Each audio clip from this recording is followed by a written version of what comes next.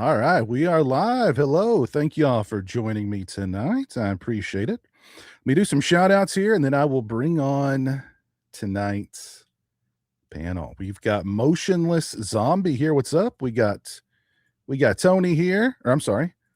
Tony is here. What's up, Tony? We got Toddy. We got Orc, Coke Zero. Man, you got to get your game up, man. Cherry Coke Zero, bro. Come on. We got my buddy Horror Orman here with us tonight. We got Joe. We got RJ Skarinky. How you doing? Taco Man host 2020. Jeremy would be a great host of the Oscars.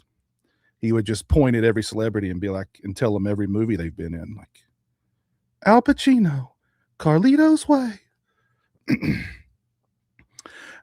We got Lemmy Winkle watching with us over. Man, I love that profile pitch too. That profile picture, I mean, beautiful. Beautiful. Got Steven here. What's up, Steven? We got Mary here with us. DJ, what's up, DJ? How are you doing? All right. Well, thank y'all for being here. Appreciate it. Appreciate it. All right. Let me bring on tonight's panel of guests. First is the Grandmaster of Swag himself. What's up, Swaggy? How you doing, man? Hey, what's up, player? You doing all right? Doing pretty good. Pretty good. How are you? Doing great. I'm glad to be talking to you guys. It's a little bit cold here today, but I'm making it, man. I appreciate it. Yeah, very, very cold here in Kentucky. Very snowy. It's crazy. We went from spring back to winter, and I think here in a couple of days we're going to be back to spring or even close to like summer temperatures. So it's wild, absolutely wild. But always good to see you, Swaggy. And we got some good news tonight from you. You will be attending the Full Moon Convention here next month, and it's going to be great to be able to hang out with you again. Hopefully, some of your swag will rub off on me because I desperately need it. Piz, you got enough swag already. Just throw me some leftovers. I'll take it. Well, okay. All right. Fair enough. Fair enough. Hey, what's up, Ben? How you doing, man?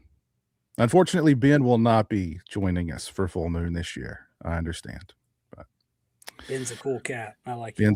Well, he was cool, but he'd rather go to Japan than hang out with us at a convention. So, I mean, what a loser. Anyway, but thanks for being here, Swag. We appreciate it. Thanks for having me. Also joining me tonight, we have got somebody who's probably just as cold as I am right now, and that is Chris. What's up, man? I am just as cold as you. What do you think about this weather, man? Going from 70 to 30, like overnight. It's unbelievable. It's crazy. Did you have like some really bad storms out there in your neck of the woods last night? Well, I feel like weather's gotten way less accurate. They keep overblowing stuff. It was like windy. It was pretty bad, but they were saying it was hurricane force winds, and I was pretty like sketched out by it. And then it was a bad storm, but it didn't feel like a hurricane. Yeah, it was a bad storm. That's how I'd classify. But I was like laying in bed last night, like half asleep, like waiting for the tornado thing to start, blowing up my phone. It actually did that the other day, and there was like no weather. It was like good weather, and like my phone blew up with like a tornado warning.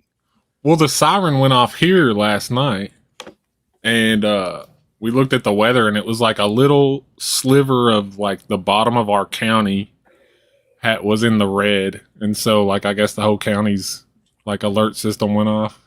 Yeah, wild. But man, good to see you. Hope you're doing well. You too. It's been a while. Good to see you. Also joining me tonight, we have got another Chris, a slightly taller Chris, a big one, only slightly taller. Trial separation from the bride. So that relationship didn't work out. We warned you. We told you. I know. Well, I wanted to see it anyway. It's like, you know what? Maybe give it a chance, and bad. I mean, all the red flags were there. Yes. Hardcore feminist. She like, I just call that a tattoo, whatever that was on her face. Yeah. Never date a woman with a face tattoo, Chris. What are you thinking? Jeez. But how are you, man? How's things going down in your neck of the wood? Doing good, doing good. Just cold down here as well. Wacky weather we're having. But I was going to say is, if you ever have to wonder if you had hurricane force winds, as somebody who's been through several of them, you'll remember them. I bet you will. But it's good to see you, man. Good to see you. Ed, joined to be tonight from the Flesh Wound Features YouTube channel. We have Dan. What's up, Dan? Hey, Piz, how's it going? It's going good, man. How's everything with you? It's going good. I've been busy, but things are good. It is cold here, though. It's like 27 tonight, and then it'll be like 80 a week from now. Yeah. So, hopefully, really good weather for full moon. Yeah, I hope so. It's usually been pretty good when we've been down there. So, I think I don't even think it's rained when we were there, has it? Like it's always been like chill weather. Yeah, pretty good chill weather. Yeah. They added David Arquette. I saw that was the last one I saw. David Arquette will be there. I'm gonna have to get something from him signed for Jeremy. So, A broken light bulb. Yeah, I was thinking a big goat belt would be cool if you like had one or could get one for an affordable price. Ooh, I could take it. Well, I don't know if he can sign the PWO belt. It's kind of bumpy. You know, he can sign the back of it. Yeah. you get the flap. Yeah. Oh yeah, that's right. Yeah, the flap. Yeah, because Yeah. But let me see who else has joined us tonight. My buddy horror fan Andy's here. He came insanely close to walking out of the Bride. Yep. It's never happened before.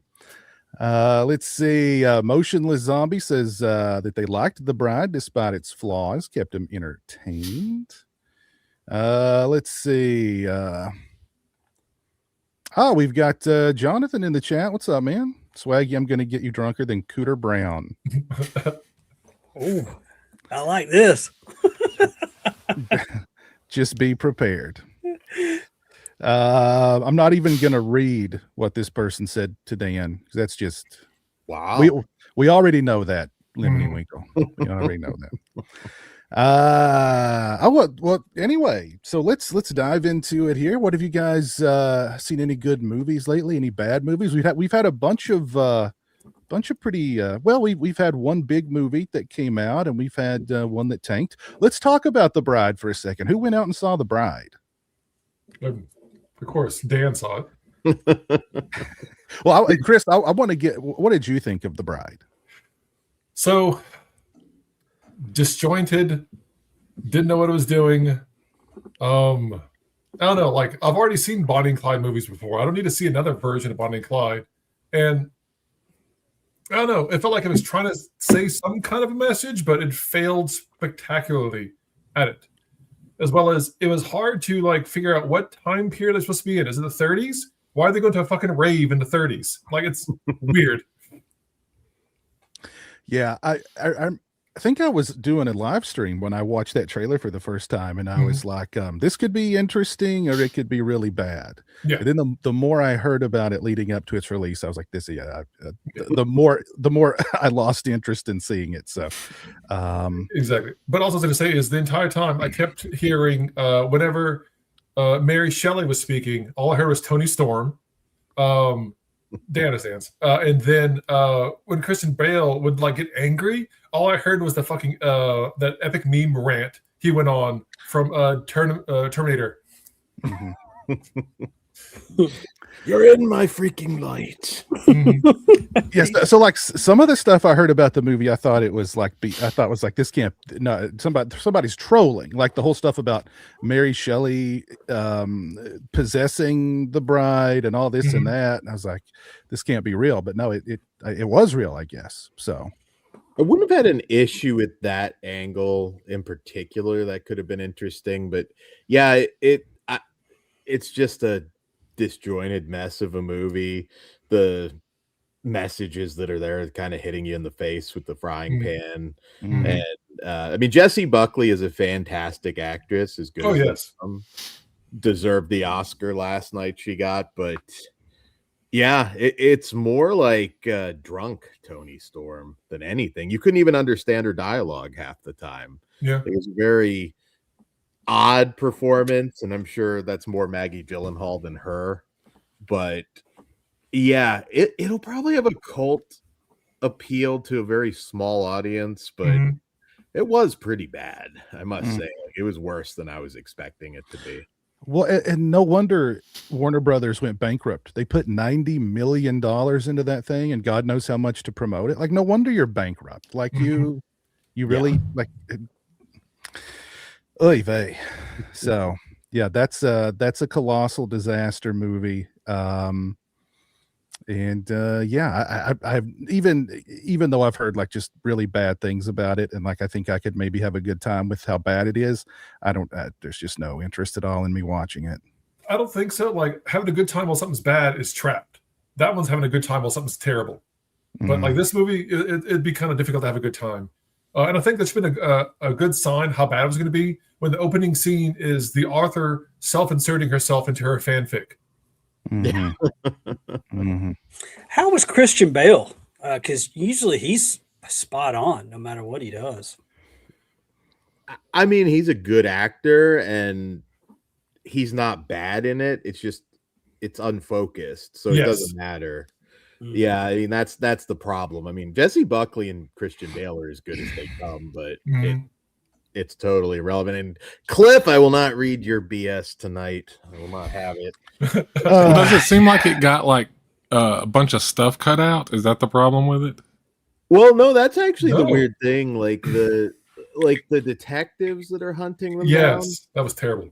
You could have edited that out, that 15, 20 minutes. Like you already had the mob chasing them. The Mhm. only reason that duo existed was so Penelope Cruz could like just basically to just shit on the male character. Because every male in the movie is either a predator, a moron, or both. Like Yes. there's no Of course. no in between. It's very, and like I said, again, it probably has its audience, but $100 million spending on this is questionable. Insanity. I heard there's a scene where the misogynist detective at one point is just like, okay, you're just so much better than me at this stuff here. And he hands Selma Hayek his badge. Now you investigate. Now you're the detective. Like it doesn't work like that. Yeah. Penelope Cruz, I'm sorry. Selma Hayek, it would have been better with Selma. The other hot lady. Yeah, there you go.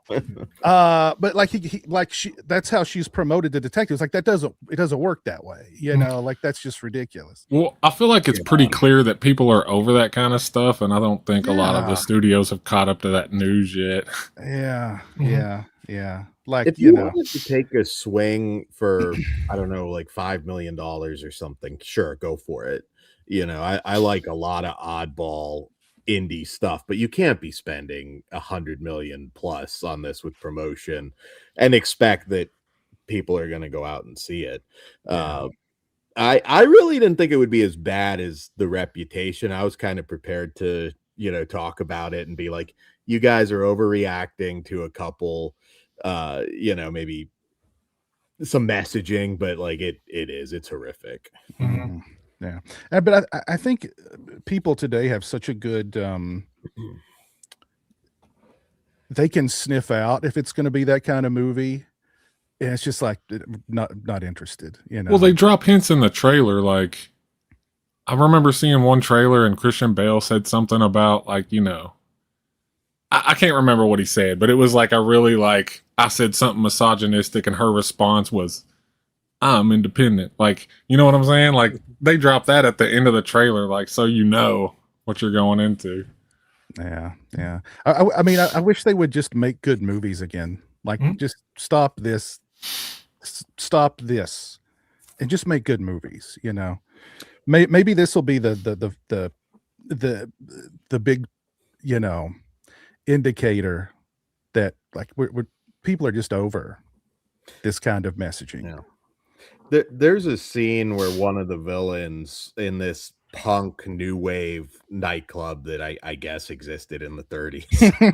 Of course they're dressing, they're putting makeup on him to make him look like a woman to humiliate him. It's very like I said, cult appeal for a small audience, but I was disappointed. I think Jesse Buckley deserves better. Mhm.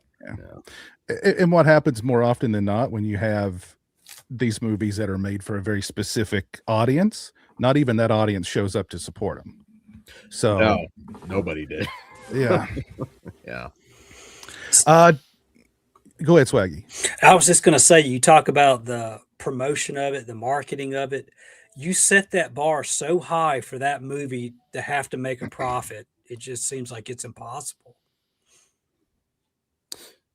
Yeah. Well, yeah, $100 million now. If you're gonna, you have to be able to appeal to a very broad audience if you're gonna have that kind of budget. You just, and yeah, I don't know what they were thinking with this. I would think a studio would be smart enough to, I could immediately look at that script and say, no, we're gonna lose our ass on this. This is not the time. We're fighting theaters open. This is not the time. It just isn't. And I'd like to see them take more chances on, you know, something like you know, Crazy Old Lady, an Argentinian film that's really good, or Dolly, backwoods slasher. I thought that was really entertaining, and that probably cost, you know, $500,000 to make, if that. Well, Yeah, also like if they want to make The Bride, like imagine if they took that much money and made like a really cool, actually like atmospheric, like classic throwback, like Universal Monsters kind of movie. Instead of trying to modernize everything. Yeah. Yeah. I'd be down for that for sure. For sure. Yeah. Did anybody, well, you mentioned Dolly. I'd love to see Dolly. It's not playing anywhere near me, and the one theater that's closest to me is only playing it at like 10:30 at night, so that kind of knocks me out. And I think it's only going to be there. It was only there this weekend. It's not going to be there beyond this weekend. Yeah, I'm surprised they don't try and push something like that. And it even has names in it. I was surprised. Sean William Scott's in it. Ethan Suplee's in it. So even has a couple recognizable names. And, you know, I mean, again, it's not going to change your world, but I mean, we're living in an era where something like Terrifier was #1 at the box. Terrifier 2, #1 at the box office. Put just a little bit of money behind something like Dolly, and you might surprise yourself. Yeah, for real. Yeah. I mean, I am looking forward to seeing it. Hopefully it'll be on VOD pretty soon. Hey, what's up, Ghost? 65 million for marketing, cost 150 million total. Jeez Louise. That's gonna lose about that. Yeah, goodness gracious. Yikes. Yeah, that should be like 30 million. Yeah, at most. Yeah. Did anybody get out to see Undertone? Oh, yeah. I'm just yes to everything. I'm a nerd. And so we're clear, I'm the opposite. I'm no. I've seen like no new movies since last year, so I'm falling behind on everything. Get on that, Chris. Yeah, no. What did you think of Undertone, Dan?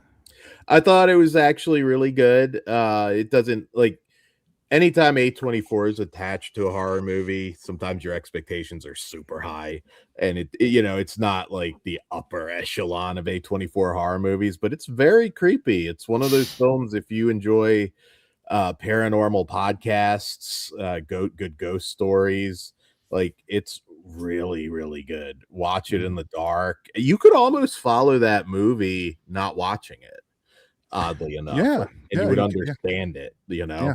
I think so. It's another one. It's a crowd pleaser. I think people are going to really enjoy it. Jeremy and I went and watched it on Friday the 13th. And now granted, it was like really, really cold in the theater, but like I kind of noticed Jeremy sitting, he was kind of shivering, you know, and like I think the movie got to him. Plus, he's very sensitive to cold, so I mean, I think it was the movie and the super cold theater, but I mean, I think he was definitely into it. Good way to watch that one, actually. Yeah, but I liked it a lot too. I enjoyed it. Really well done. I thought in my review I said, you know, the plot was kind of familiar, but the execution was really unique and even kind of daring, because it is, you could not even really watch it and just listen to it and still get it, I think. Yeah, very good lead too. Yeah. So yeah, I enjoyed it. The crowd I watched it with wasn't quite as pleased. There were a couple of people I overheard once it ended was like, "Was that it?" So oh, and there was one guy. Luckily, he was sitting like way down in front. Like halfway through the movie, he just pulled his phone out and was scrolling. Oh, And I was thinking like, dude, if you've checked out already, just freaking leave. Yeah. Like, why are you still like the chair's not that comfortable? Just leave, just Mhm. go. You know what I mean? Or at So least sit in like the very back. Like if you're gonna do that, at least sit in the very back. So it's like we're not having to look at you and this bright screen scrolling Twitter. That would take forethought, though. A lot of people don't have that anymore. yeah, No, it they would. don't. Yeah, it would. They Yeah. don't. But yeah, so he checked out about halfway through, and that was yeah, that was all he was into it for. But I liked it. I recommend it. I think again, like if you're into paranormal podcasts, if you're into just if you want to try something that is a little different, and not that it's just a completely auditory movie, like visually I liked it a lot too, because like I think I said in my review, like it was probably halfway through the movie before I realized like, oh wait, this is all taking place in just one location, really, Yeah. because there was so much going on in the frame. Like it was framed in such a way, like I kept looking around in the dark to see, is there something back there, is there something going on, or the camera would pan around the room and past that staircase, and I was constantly looking for stuff, so I could see that being a movie that's meant to be seen in the theater. Mhm. You get more of the sound effects, that audio cues and stuff like that. Or Mhm. just Kinda- like if you have surround sound in your house, that would probably Yeah. help too.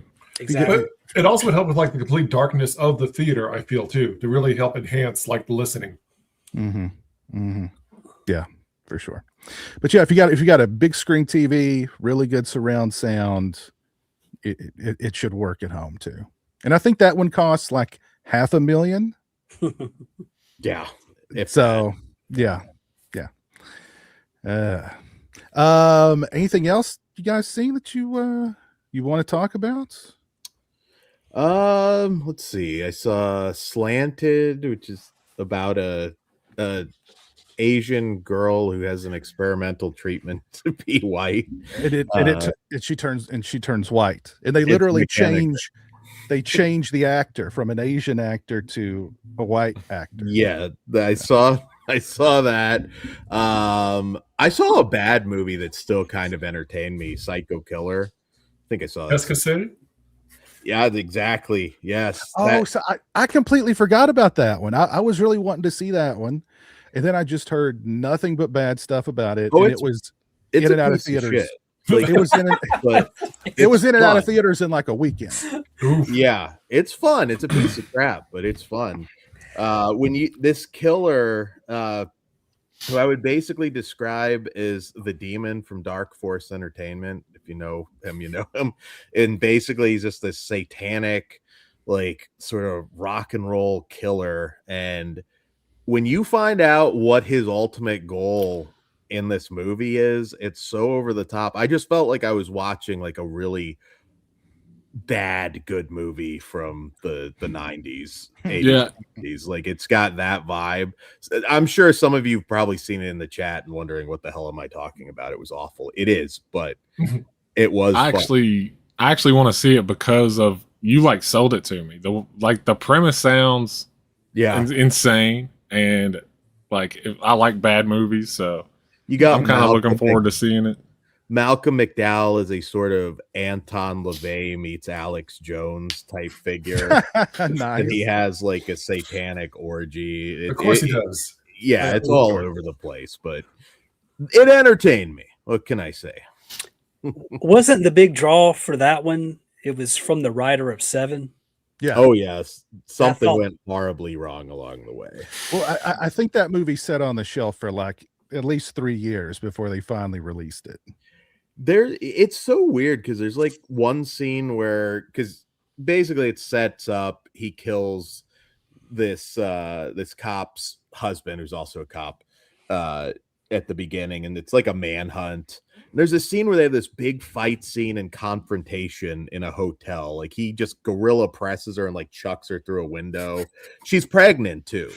And so like then there's this cut. There must be 15 minutes, 20 minutes of movie missing because they totally ignore that it even happened. And they're just back on the hunt. I'm like, wait, what?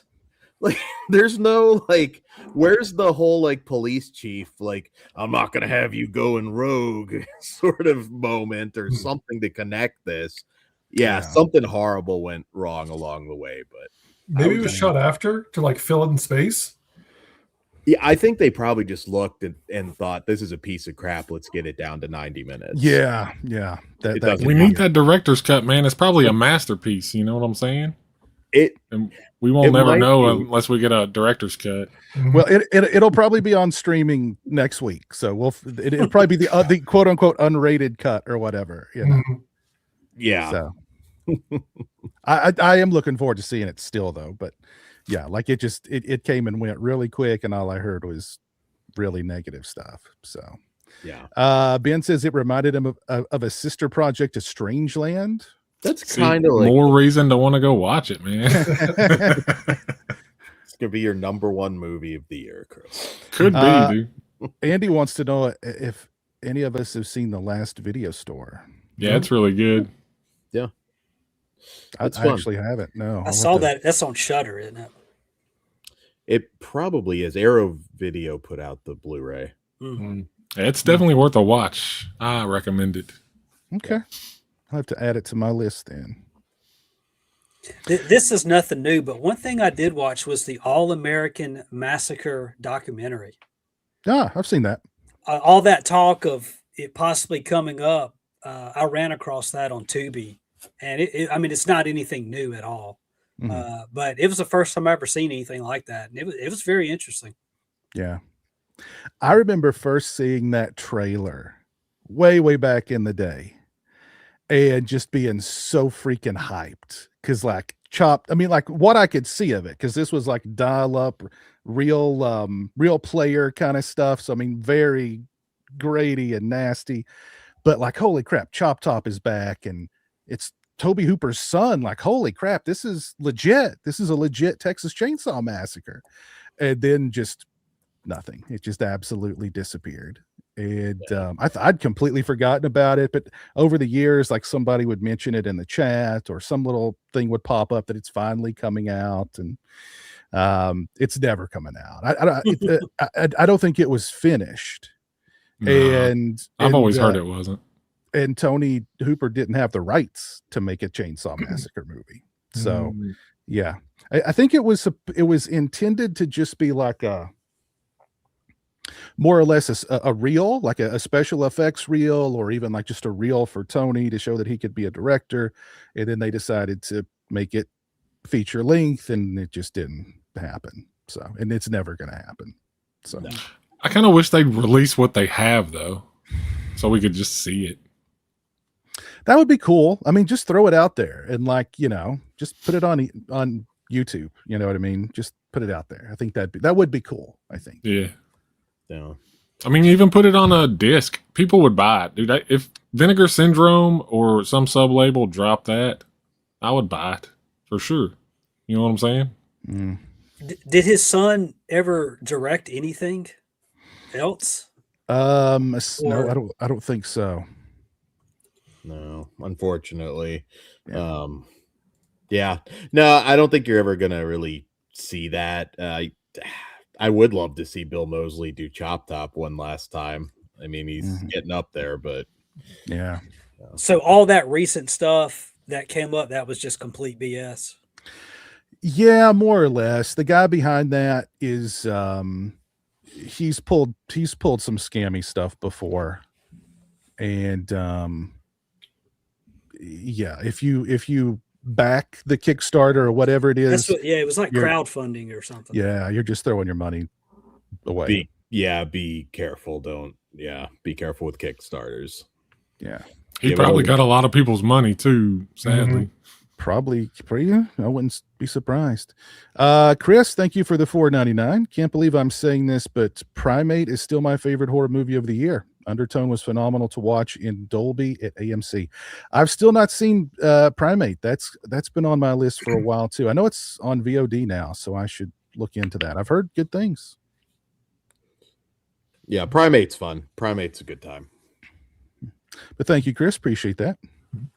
Well, let's talk Scream 7. Who here saw Scream 7?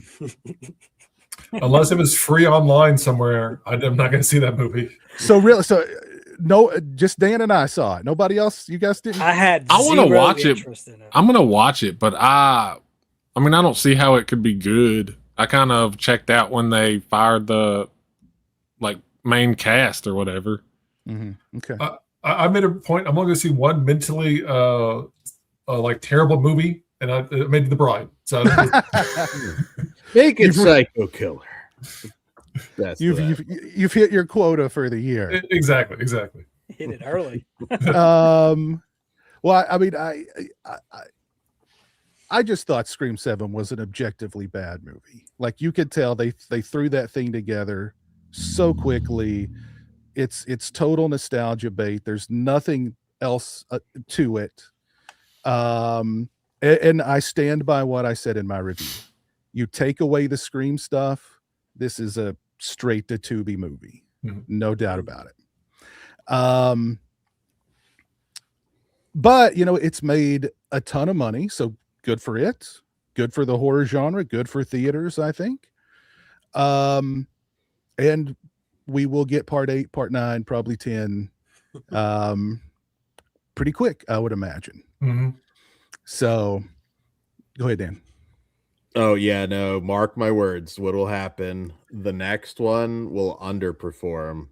They're going to do back the dump truck of money to Melissa Barrera and Jenna Ortega. They'll come back. It'll just I don't think Melissa Barrera is going to come back. I think that he will.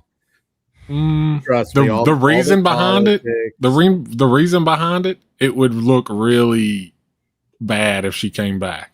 It doesn't matter with enough money. Yeah, I mean, that's true, but I don't think they're gonna. I mean, they don't have unlimited money to offer. I understand what you're saying, but I don't think. But they can give her enough, and my answer to that is CM Punk Saudi Arabia. If you're a wrestling fan, you know, I could quote some things he said. Mm-hmm. You know, like if there's enough money, she'll do it, and that's how it'll be. If not, it won't be the next one, but I would say the one after. Like once it simmers off, and just having Nev Campbell back is not enough to pop the box office. That'll be the way they go. They'll go back to that story. But it's not even that big of a draw. There's not enough attachment behind it to think that that'll fix the problem, is what I'm thinking. It won't stop them from trying. Once they hit a certain amount of money, like you would have to hit the amount of money it would take for somebody to go against a political stance they took. And I don't think that kind of money is the kind of money they would risk because based on her draw. I just don't think it all lines up to where it would be worth it. So two things, Chris. You're bringing logic into this. Doesn't mean to have logic involved. Yeah, that's true. That's true. Time. It's going to be several years down the road. She's not going to care as much, but that paycheck, that looks good. Maybe. We don't have true movie stars anymore. It's got to be the right project. Nobody, I mean, I do, but the majority don't go to the movies anymore just for a star. Melissa Barrera, I think, is a very talented lady. I really liked her in Your Monster and Abigail and, everything she's done. But she doesn't sell a movie by herself. She'll get a 7-figure payday to do a Scream movie. So she'll do it. She'll do it. I guarantee you she will. All of this, controversy won't mean anything. Mark, Chris, CM Punk Saudi Arabia. Trust me. I she's no CM Punk though, is what I'm saying. No, but I mean, people were invested in her storyline. Despite how bad it was, yes. I'm a pretty big Scream fan, or I was in the past, and I wasn't invested in it. I was there despite it a little bit. I didn't hate her, but she wasn't the reason I was going to see the movies for sure. I think well, I mean, the next Scream movie is not going to perform up to this one, and there will be 8 will be less, 9 will be less than 8, and then they're going to go, wait a minute, and I think they will turn back to her. And depending on where her career is at the moment, depending on how much money they throw at her, I would, my money is on she will be back. And maybe Ortega too. Yeah, the careers will cool down. Yeah, I think it would take her coming back for Ortega to even think about it. Mm-hmm. And I think that's what's going to drive giving Melissa more money is to bring Ortega back. Yeah. Mm-hmm. Yeah. I mean, the reality right now, I don't think any of the new characters that they have are interesting enough to carry a movie. So for the moment, it's just we're going to keep throwing Nev out there. Well, see, the thing I've always said, and this is not the kind of stuff they do, but I have always said they should just drop the Sydney stuff, drop all the connective tissue. All you need is like the tone, the meta stuff, and the Ghostface mask, and like the phone calls. And like if you do that and have it to where it's become so notorious that people just pop up and do it every once in a while and they're completely unconnected, that would be a better way to go about it. I mean, think. I agree. That's why I thought there was some hope with Scream 5, because they were bringing in new blood. Now they did it half-heartedly because they couldn't wedged, let go. They wedged Yes. in, so part 6 was just the straight up all them now, the new blood. But I think that proved that outside of Melissa and Jenna, those were the only people audiences cared about. The twins are just, I'm sorry, they're just awful characters. They're awful characters. They're human pincushions. Mm-hmm. They get stabbed to pieces in every movie they're in and miraculously survive. And the one is just there to remind us of the rules over and over again. Jesus Christ, do we need to know what the rules are in the 7th freaking movie? Like, get the hell out of here. That is garbage. That is Well, awful. that's that logic they have though, of where they're not making it for you, man. Mm-hmm. They're making it for the kids who haven't seen the first ones, and No, they need to be That explained. formula, It and it works. They absolutely made this one for the fans, because this movie was all about nostalgia. We know you've been begging for Stu for decades now. Well, guess what? Stu might be back. Here's freaking Nev Campbell back. Here's Courtney Cox back. Here's all. Did you even notice in the movie? And I don't care if this is a spoiler or not, but this was ridiculous too. This is hold on. This is the level that Scream 7 is. When they did the AIs of the dead characters, they didn't even de-age them to what they looked like when they died. That is the level Scream 7 is on. I mean, at this point, like, I don't understand, like, even though it makes no sense whatsoever, if that what the fans want, just bring him back. Sure, he somehow survived getting stabbed and his face smashed by TV. I actually, for a minute, thought, I was like, wouldn't it be? It makes no sense, but I could see the mask coming off and it's Jamie Kennedy. Or That would be sick, dude. something outlandish. That At would be this funny. point, Faked why his not? death. That'll be And the then they- reveal Behind in- it all. And then they That'll- flash back to like where whenever what's her name pulled them in, they like swapped them out or something real Oh, quick. He was yeah. behind it all. There was a false bottom of the van, and he crawled out. Orchestrating the that'll be the reveal in Scary Movie 6. Yeah. yeah. The ultimate like swerve. Yes. Who was the Randy type character in Scary Movie? Gosh, I don't even. I can't remember. I don't remember. Was it Marlon? Yeah, kind Yeah, of. I think so. Yeah. Yeah. No. Well, Mark. Well, yeah, he was the stoner guy. Yeah, and yeah, I guess it was him. Yeah.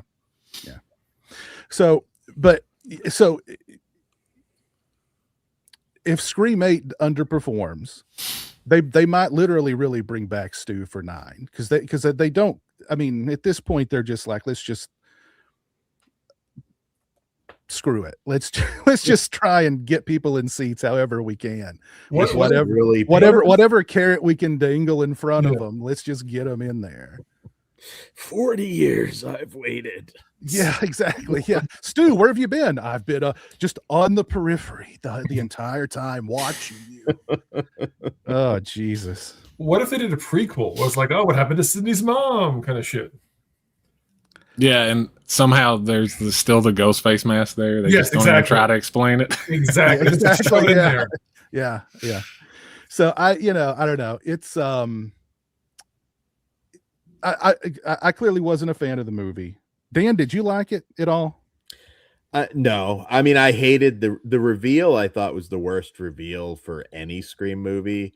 I mean, I guess a few entertaining kills, the stalk slash portion, which you see all of it in the trailer, is fine, but yeah, it's not very good.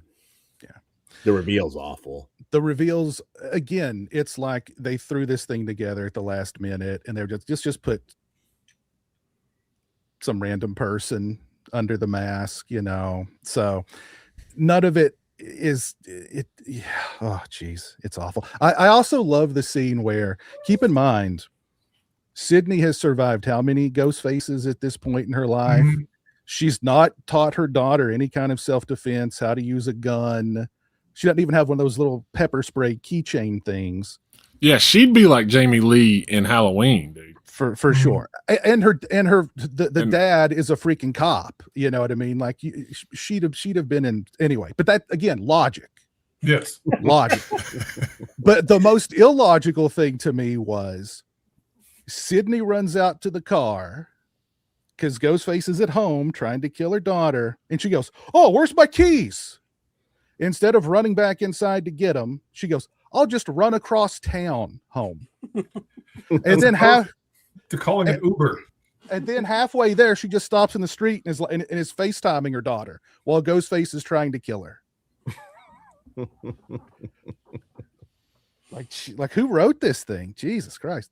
Anyway, let's get off the topic there. But didn't it do one of the best it's ever done? Like out of all, yes, it's the highest grossing Scream. That's amazing. Yeah, that's so weird to me. Yeah, that is so dude. They went through how many? Like at least 2, but I think 3 directors. They lost the 2 main. Like that was production hell incarnate. Why would that be the biggest opening? That's crazy to me. Well, 3 they were supposed to bring Stu back, and then I can't remember. Shooting or something. Columbine. Yeah.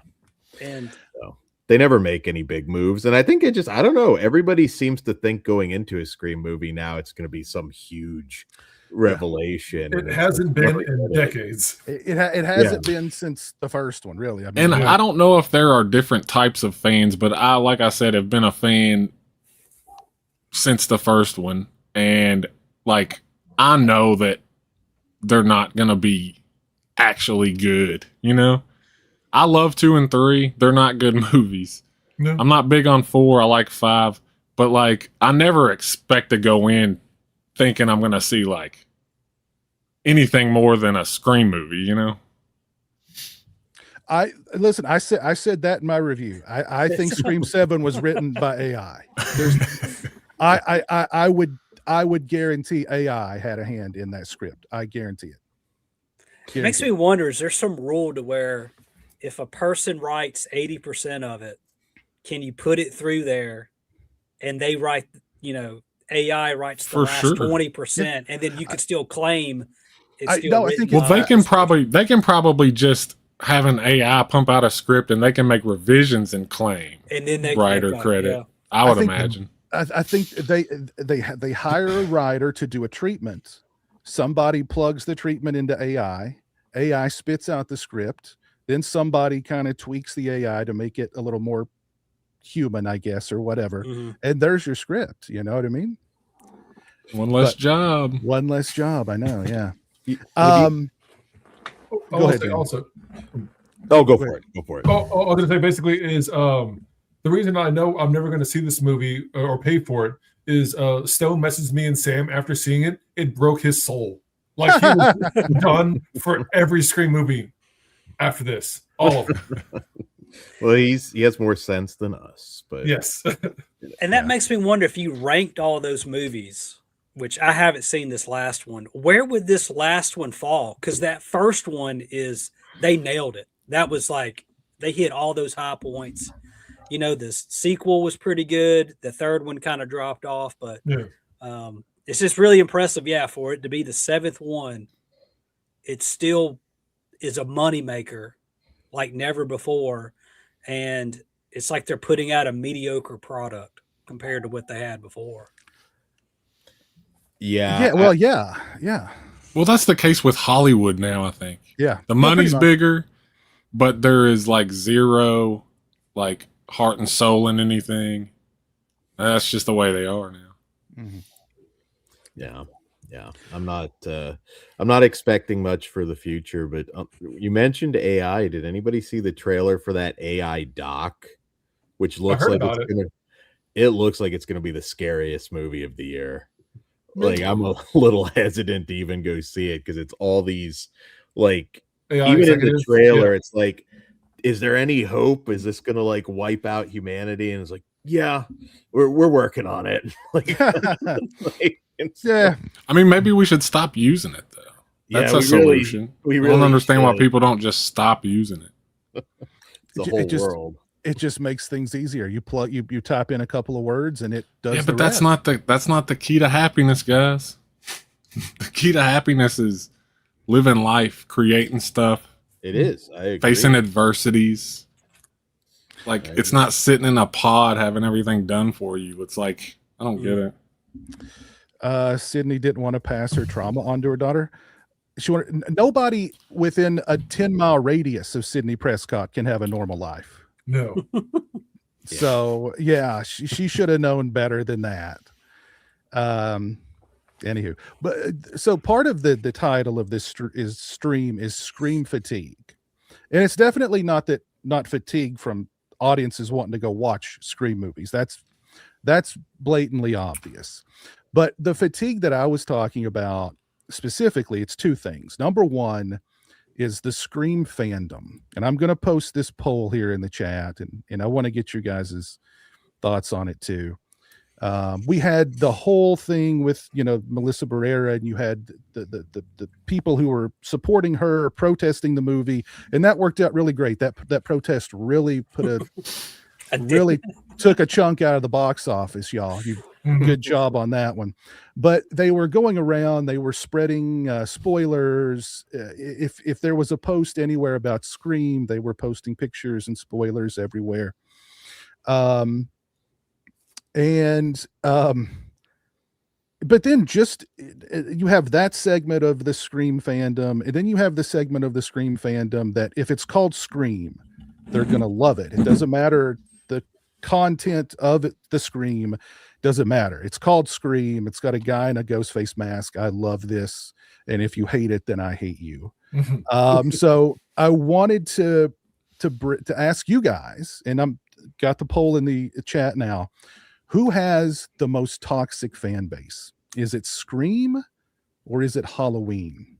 Now, I've not had that many hands-on experiences with the Scream fandom, but I have with the Halloween fandom, and I can tell you, they are extremely toxic. So I'm just curious, what do you guys think as far as who has the most toxic fandom? I'd say they're probably the same amount of toxicity. The Halloween one, it seems bigger. They're a bigger community, but they're probably about the same, I'd imagine. I'd agree as well. I think they're both equally toxic. It just depends on what area you are currently situated where the toxicity will lie. At the cons, it's going to be the Halloween fans. Online, at Tumblr and bullshit, it's going to be the Scream fans. They're the most toxic. I think maybe it was Halloween, but I think now, because of the politics associated with the Melissa Barrera thing, it's probably Scream now. There's a lot of, which is wild to me, that this goofy movie has got political discussions surrounding it, but there's probably a lot of crossover. Like, a lot of those super toxic Halloween fans are probably jumping in on the Scream combos too. You know what I'm saying? I can see that. Mhm. Yeah.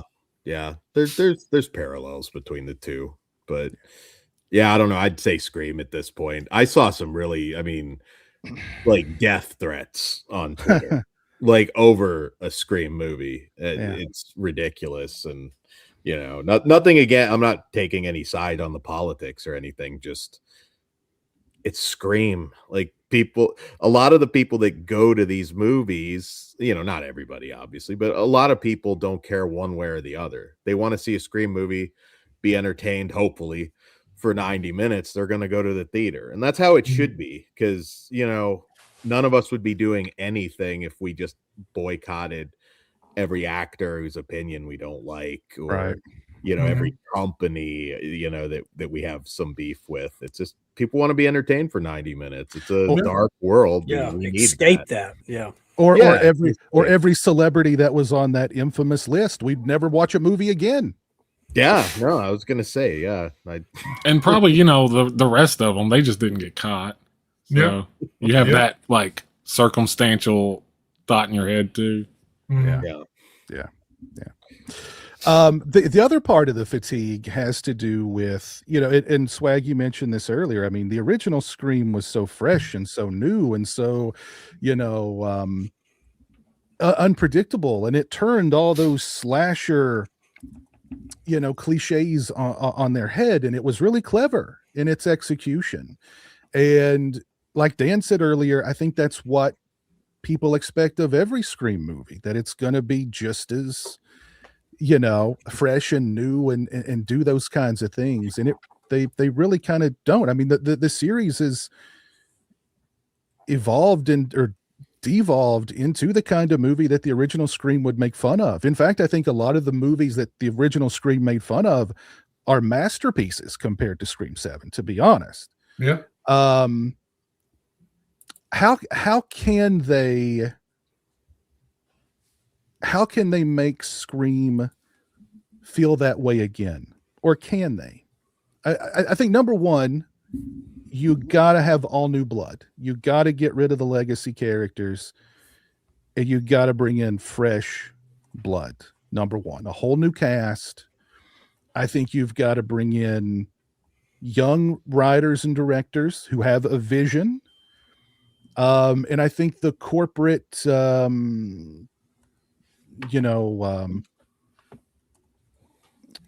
they need to let these filmmakers make the movie they want to make. I don't think, that would probably be the biggest hurdle to get over, because Spyglass is very not like that.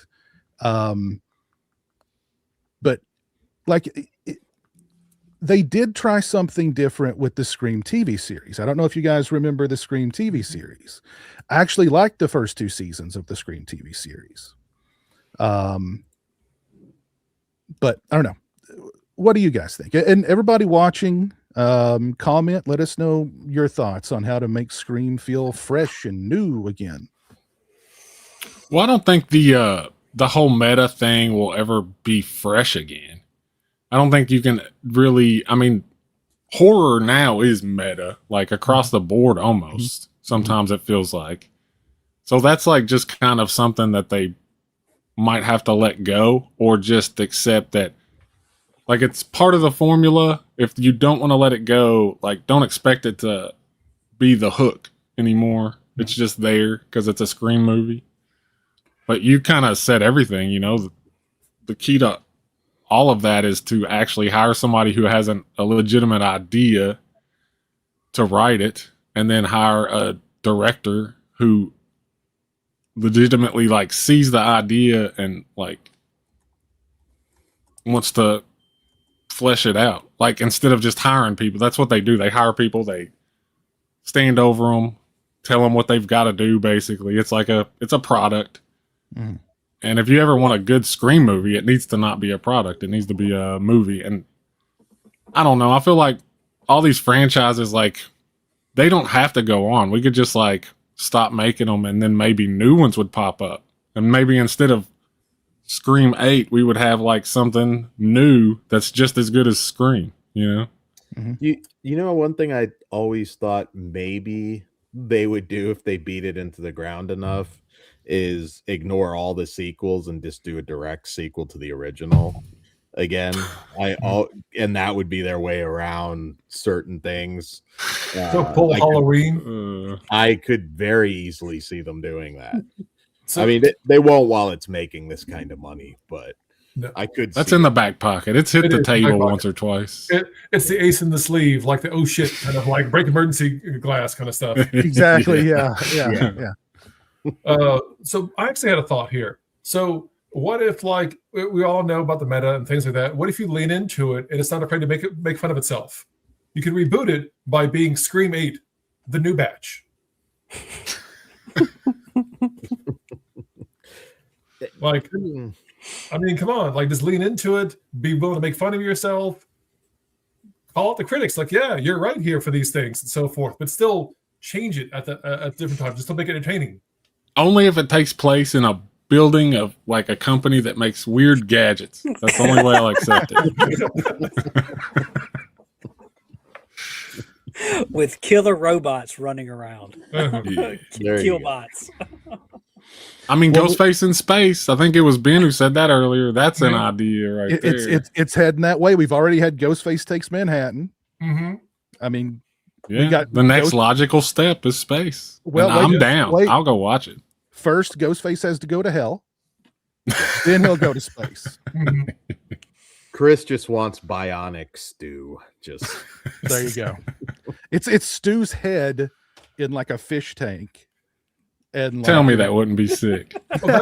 Yeah, it's like a fish tank with an opening, and when he like moves, that water splashes out. That's what I'm saying. This is the new batch. This is just like great stuff for this. Hell yeah! You make it so meta, and that's why Stu can come back. He's a cyborg, or like a head in a fucking jar on top of a robot body kind of stuff. Whatever. That's exactly what they need to do. Exactly what they need to do. We just different dimensions. Sydney's married Jamie Kennedy because we're just doing a direct sequel, and like he's just like an internet troll, trolling the Halloween fan base. I don't know, something like that. They got to create like that, the Scream universe or something like that, to where, I feel like there's like a cult of Scream, ghost faces out there or something like that, and they're all going to unite, and the goal is to kill the one person or something. It was the NSA the whole time. Going cult and that kind of meta makes it feel like New Nightmare-ish. I don't think that'd be good for this franchise. Like I said, I think it needs to be like a new batch. Just straight up go new batch. Embrace your silliness. I think they could do something like that because, I mean, they even talk about it in Scream 7. There's all these books written about it. There's documentaries. There's true crime stuff. Mm-hmm. There's, of course, the whole Stab series. So you could maybe, I don't know. There's all these copycats out there. Just have a copycat. You know what I mean? Just have a, I don't know. There's things you could do with it that would be different and not be so, nostalgia baity. We don't need, I mean, like, I hope the people who have longed and pined for Stu all these years, they got their fill with 7 and they can move on. No, there's never enough Stu, homie. Never enough. What if the mask comes off and it's Epstein? Oh, Jesus. I didn't kill myself, Sydney. He's still alive. He's definitely still alive. Absolutely. That's definitely still alive. So if you look at that, going back to that first movie, did you ever think that Matthew Lillard would have a better career than Skeet Ulrich? Or was it just kind of like, these are just some two dudes in here? It's pretty weird. Ulrich was kind of set up to be like a big movie star there for a minute. He did a movie that I liked called Chill Factor. I remember that one. Yeah. It was a bigger budget and it just tanked. And well, I feel like he was like that Dreamboat kind of dude. And he was much better good looking, yes. But that was entering the era of nerd culture. Exactly. Where that dude was kind of seen as a dickhead going forward, Yeah, so maybe that had something to do with it. He was set up to be a movie star, and then it just didn't quite happen. He did that Jericho show that was actually really good, Yeah. and he's done some other things, but I mean, it's that's he will always be known as Billy. So, but I think Lillard. And to Lillard's credit, Kevin Williamson's even admitted that Stu was the most underwritten character in that screenplay. But it was Lillard made that character what it is. So, and I think Lillard's had Lillard has, I don't know, he's had an interesting career. He's had the big hits with like the Scooby-Doo stuff and the Five Nights at Freddy's stuff, and he directed a really good movie called Fat Kid Rules the World. Really liked that one. Mhm. I think he's just had a more interesting career, and he just, He used to host Skate TV on Nickelodeon too. Yeah. And he gets a lot of love from the fans because when he's at conventions, he really interacts with people, and he's very talkative and huggy, and so I mention this every now and again. He and Skeet Ulrich were at a Scarefest years ago, and I walked by where they were, and Skeet was out there, Lillard was out there talking to everybody, and like and I kind of went, "Where's Skeet Ulrich?" And I looked over in the dark corner.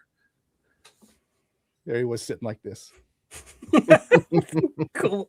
Just all by himself, just sitting in the dark corner, So anyway, I don't know. What kind of name is that? I think like some coach from when he was a kid playing sports called him Mosquito or something like that. So it became Skeet. Yeah. Does mean other things too. It does indeed. Yes. Yeah. That was later though, in his defense. Well, listen, let's move away from Scream. Let's move away from all this. Let me see. What was the poll? 28 people voted. 54% said Scream is the most toxic fan base. And I'm just going to assume that the people who chose not to vote realize that they are toxic and they just don't want to admit it. There we go. All right. You know what? I think we need to just let's just take a chill for a minute. Let's decompress and let's have a moment of swag. Swaggy, take the floor. Well, thank you, Piz. Something I want to point out is an accessory that every guy should have. If you look at this lineup, Piz has the trucker hat. Retro Crip, he's got the beanie. I just have the standard fitted cap. But if you want to take it to the next level, I always want to point out Flesh Wound Dan. His hat is basically kind of like the adventure fedora. It has a ruggedness that can pull off an adventure, but yet the style to be inside and can pull off a nice dinner. And just to point out a couple of other people that can do that, I got a couple of visual aids here. I just want to remind you, Dr. Jones, he rocked out the adventure fedora. Yes. Dr. Alan Grant. Yes. Pull this off, So if I have any advice, let me see if I can work this.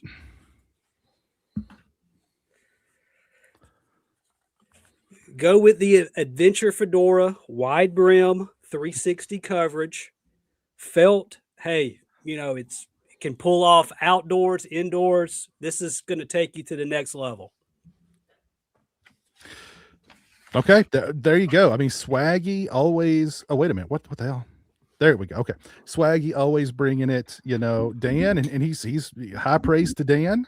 Everybody knows Dan is the Hat Man. Apparently, under that hat is a smaller version of the hat, according to Ben. The Men in Black thing. It just keeps going. Russian dolls. There you go. See, I feel like that's Dan's look. I wouldn't recognize him if he wasn't wearing that. I don't know if I would recognize Dan, but well, the beard is a dead giveaway too. But if Dan challenge, shave and no hat for full moon, see who recognizes you. There is a video that exists because, believe it or not, I used to have like super long rocker hair and the beard, and I had to shave both over a card game. Oh man, that's a thing, but it would take a lot at this point. I'd lose the gimmick. My powers would be gone. Oh man, the essence of Dan would just disappear, I think. Oh man, jeez. All right, well, of course, thank you, Swaggy, for that moment of swag. These are always, so insightful and informative, and you're helping a lot of people out there. You truly, truly are. Well, I want to give you props, Piz, because you can rock out a good hat too. I appreciate that very much. Yeah. Are you a fan of the snapback or you like the fitted hat? It doesn't make that much of a difference. To me, honestly, usually with the snapbacks, I've got to be, the thing that, so when it comes to hats, like, those low profile hats, the caps, I can't wear those. I've got a big ass head. So, and when it comes to the snapback, sometimes I got to pull, like that, the last two, you know what I mean? Or barely holding on. Barely holding on. I have used an extender because they do make those for us big headed people. But when it comes to the fitted ones, I do like the fitted ones. I wear a fitted one every now and again, but it's got like it's an elastic fitted, so it's great. So, but I do like to rock a cap every now and again. Just got to be a little higher, a little fuller cap. I like that too. I like a little edge here. I like the straight bill look. Very nicely done, Swaggy. Very nicely done. I think we should take a moment and let's discuss a little place called Retro Crypt. If you guys want to get all of your subhuman swag, go check out retrocryptco.com. Shirts. We all wear them, and you can get them just about anywhere. But let's be honest, most of them are lazy, overpriced, or just not made for us. That's why Retro Crypt is proud to announce Crypt Drip. Made specifically with the subhumanoid in mind, we've developed one of the finest t-shirts on the market. They feature unique and original designs, usually hand-drawn by me, and never using AI. And they are printed on what is, in my opinion, the best t-shirt money can buy. They don't shrink, they barely fade, they're soft and comfy, and honestly only get better with age. And most importantly, they're priced at only $19.99. So while we can't stop them from sitting in their ivory towers pumping out low-effort shirts at exorbitant prices, what we can do is try to carve out a space for ourselves with products for us at prices that don't leave a bad taste in our mouth. And this is my attempt to do just that. So go to retrocryptco.com, get hooked up, and help keep Retro Crypt the world's #1 purveyor of subhumanoid lifestyle products.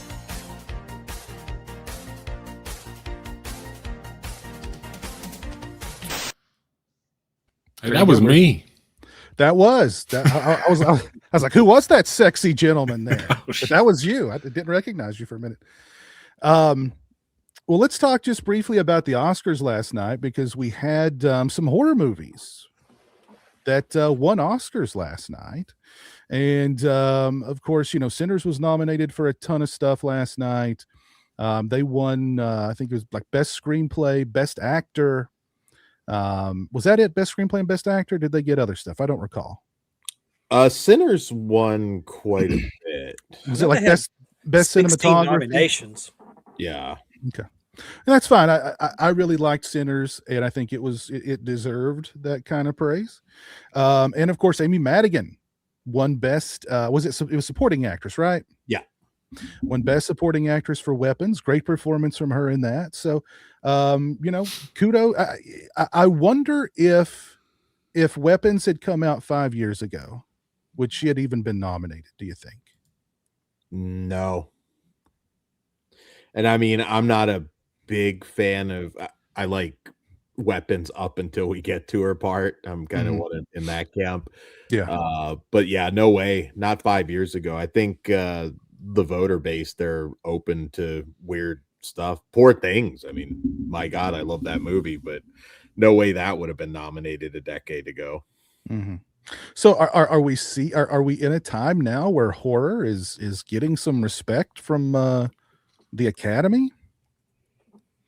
I think it's more open. I mean, I wish it had gone to like Sally Hawkins instead of, you know, that, but yeah, it does seem like it's more open now. I mean, Sinners was great. You know, Ugly Stepsister even got a nomination. Yeah, that's right. That's right. I love that. Yeah. Yeah, Michael B. Jordan won what, Best Actor? Best Actor, Yeah, he was great in that movie, though. That's really impressive. And he's celebrated by going to In-N-Out Burger. Yeah, I saw that. So Oh yeah, he's a man of the people, you know. But no, really great double performance from him in Sinners, I thought. So, but yeah, I think Sinners should have won. You know, that was the only Best Picture nominee I actually saw, but I still think it should have won. One battle after another is entertaining, but I didn't think it was anywhere near Best Picture of the Year. And I saw everything. So it was very low on that list for me, maybe above F1, but I didn't think it was that great. Train Dreams would have been my pick, but you know, different tastes from the Academy. Yeah.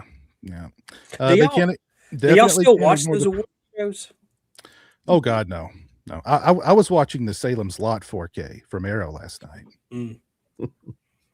The 3-hour version, by the way. It didn't feel like 3 hours. That's less the best than the Oscars. Yeah. Oh man. Let's see here. Let's talk about we've had some Friday the 13th news here recently. I'll share with you guys these photos that appeared from the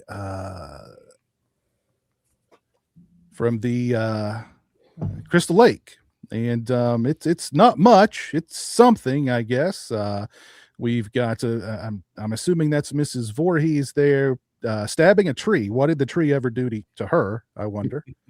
Well, no, she's not stabbing. Well, is she? I don't know. I think she's gonna stab downward. The tree's in the backdrop. Yeah, the tree's framing it. Okay.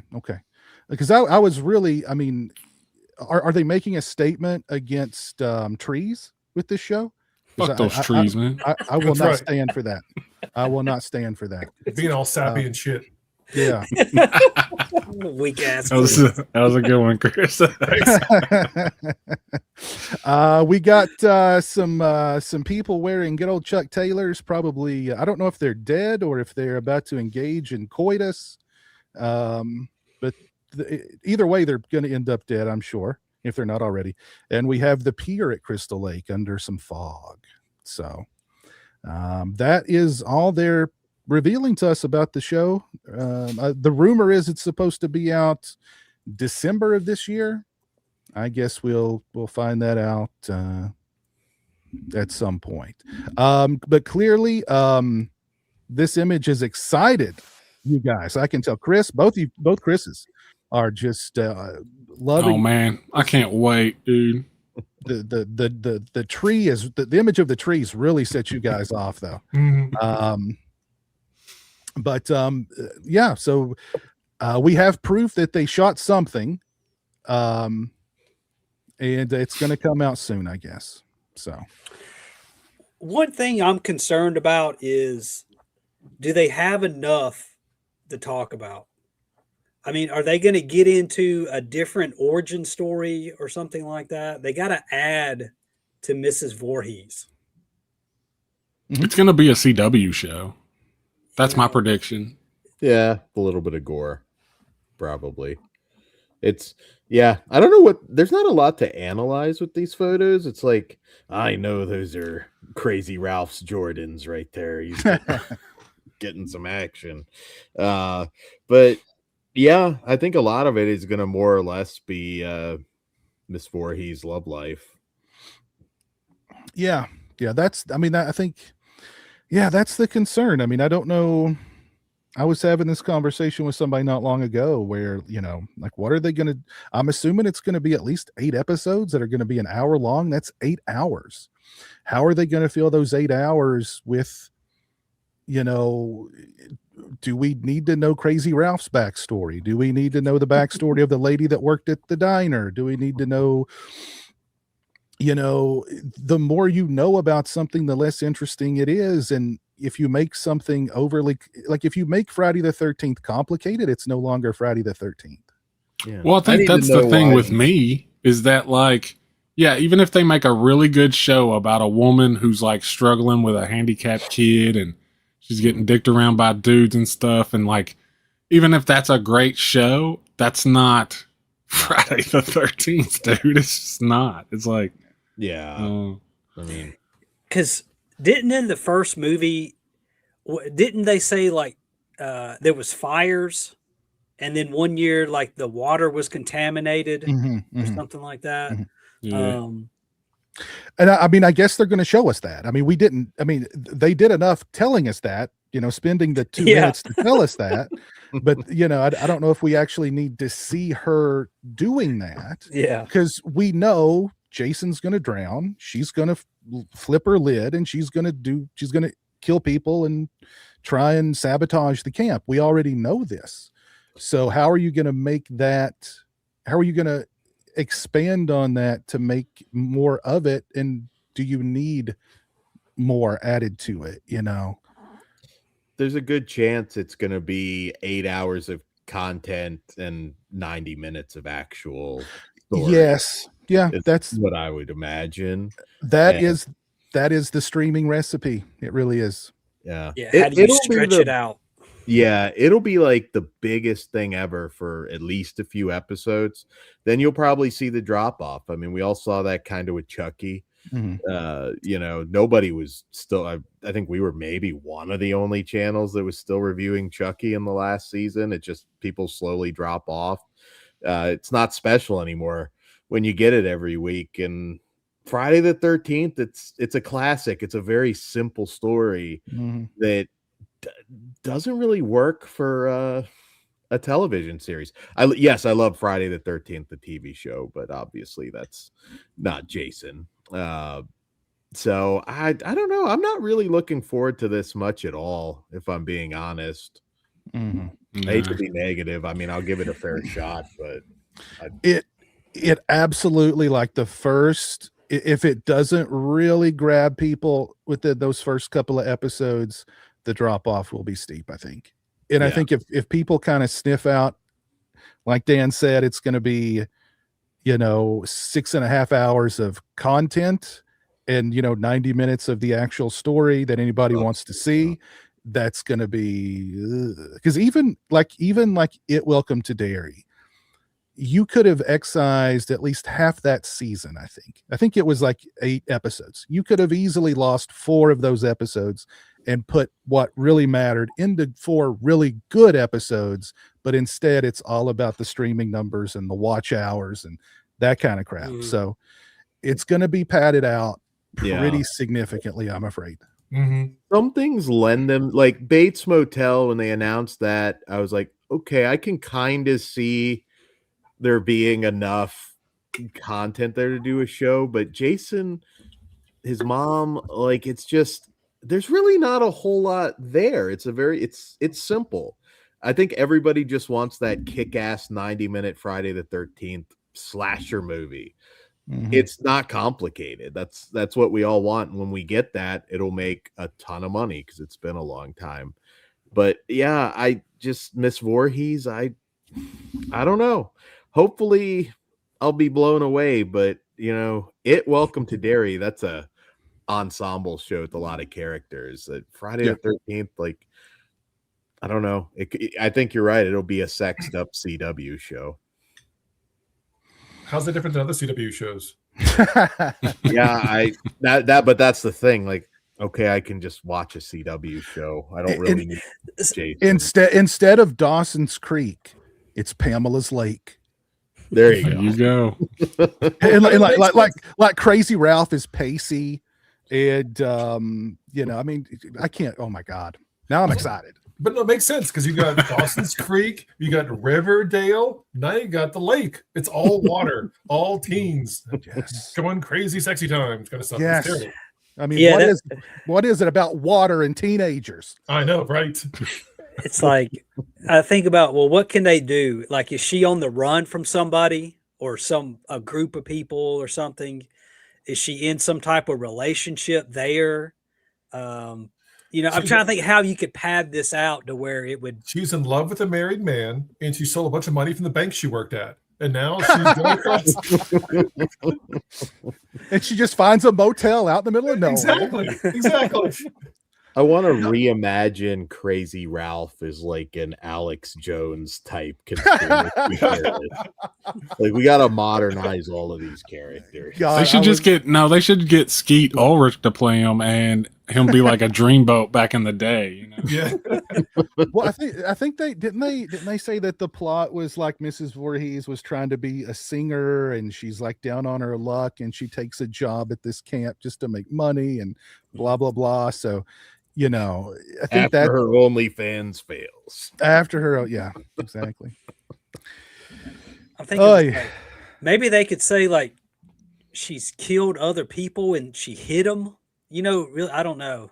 And people just think the people have left or something. That would. I mean, I think it's just gonna be like a melodrama kind of about her, the things that happened that drove her crazy, right? And then the end will be her going crazy. The breaking That point. would be my guess. Mm-hmm. Yeah.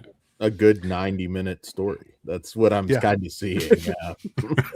So I mean, I think we'll meet Jason's dad. I think he'll be a deadbeat dad. He'll probably be the owner of the nightclub or wherever she's trying to sing to become a big famous singer. And then once, you know, he finds out that she's pregnant, he boots her to the curb. And, you know, does this take place now or in the 50s? I believe it's modern day, isn't it? Okay. I could be wrong on that. That would be dumb. I could be wrong on that. I have not been following every bit of news, so I could 100% be wrong. I thought it was modern day. Well, if it That's takes pretty place, dumb if so. It is. If it takes place in the 50s, then they can say, well, you know, she can't tell people that she's got a baby out of that wedlock. plays so better. she- Yes. So better. she hides it. She has to get this job at this camp, and you know, her dreams have been crushed.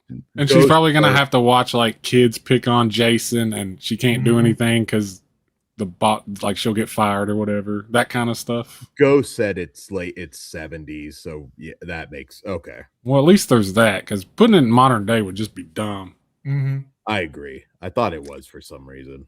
So she'll have her kid. He'll have some sort of special needs, and that'll just add to you know, like she's already beaten down, but her dreams are broken. She's got this kid. She's a single mom. The kid's got special needs. You know, there's no helping. She doesn't have insurance, so she can't get him the treatment that he needs. He's bullied at the camp. He drowns. She flips it. Before he drowns, all those things are going on. And she looks at Jason. It's like, there's so many problems going on. I feel like I'm drowning. As he stares at Jason. Or what if they flip it and Mrs. Voorhees drowns Jason because she just can't handle the responsibility. Wow. She drowns Jason and then pins it on the kids at the camp. They could, yeah. But by this point, she's so flipped out by it that like she starts killing the kid because they drove her to drown Jason. That would be a way to go for sure. She's an unreliable narrator. Yeah.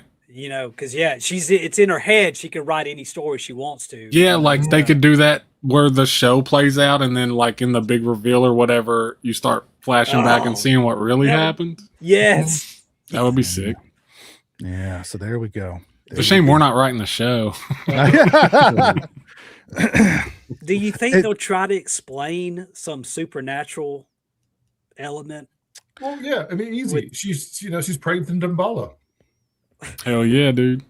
The Necronomicon will pop up. Exactly. She's got the Necronomicon. It's in universe canon, right? So You know, is the water somehow christened with something that if It's you the die, same from Night you know, Swim. Oh god. She's got the like copyright safe Kandarian dagger. Mhm. There you hold on. Yeah, Oh snap! I'm rooting for He's it. got I it just- here. Very Nice. I always keep this handy just in case Jason shows up. I just Hell yeah, plunge this dude. into him. John LeMay. I do like that one. Well, we have Johnny Horror says, I rep an actor in the Peacock show, and he said that there is a young Jason and also a teen Jason in season 1. So I guess or maybe Time skip? the teen Jason is just in her head after she's drowned him. Mhm. Which Stranger Thing kid is it, Johnny? Give us the exclusive. And also, Is does Ari Lehman? You think he's getting a cameo? No. Ari Lehman isn't getting shit. Is it the kid from Stranger Things that doesn't have any teeth? Dustin? Maybe. Yeah. I mean, if we hear that they've postponed the show, we'll know that they've watched this episode. They went, damn, that's a good idea. Just drag it down. She drowned him, and then okay, let's go back out there and film some more. Random Canadian actor, you're out. Let's get me Dustin on the phone. Exactly, yeah. Oh, geez. Oh, and more. There was additional Friday the 13th news. This coming from Sean Cunningham himself. There we go.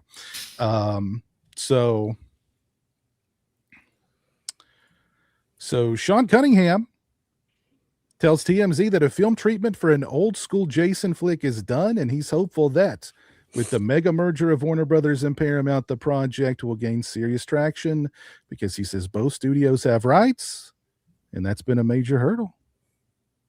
So is the treatment just him entering a prompt in ChatGPT? Potentially. It's like a 1-page treatment. My question is, why is he starting to look like Cliff Clavin? Yes.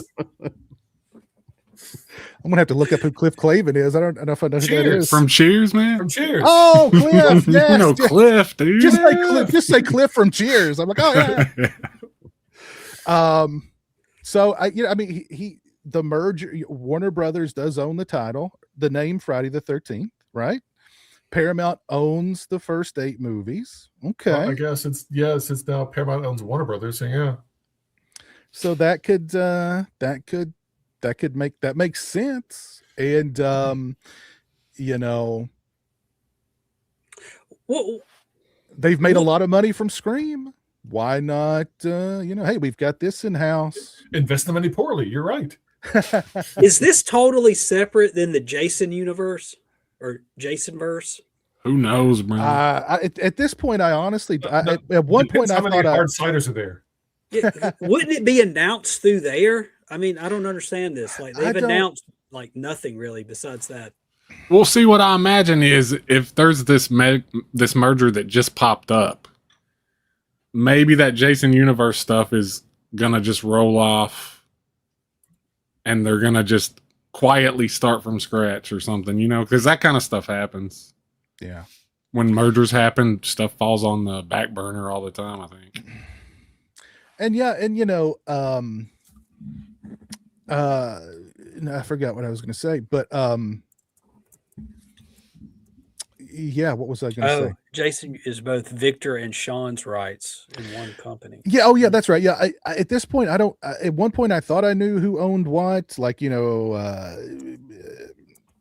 Sean owned Adult Jason and all the movies beyond Part 1, and Victor owned the title and Crystal Lake and Young Jason and Pamela, yada yada yada. But at this point, I honestly have no freaking clue. I know Warner Brothers owns the title Friday the 13th because they released the Friday the 13th remake all those years ago, and Paramount owns the first 8 movies. So Johnny says Young Jason is in 4 episodes and teen was changed to Adult Jason, but it's the early years and he's in 3 episodes according to IMDb. It's like a flashback episode, I guess. I don't know. I do not know.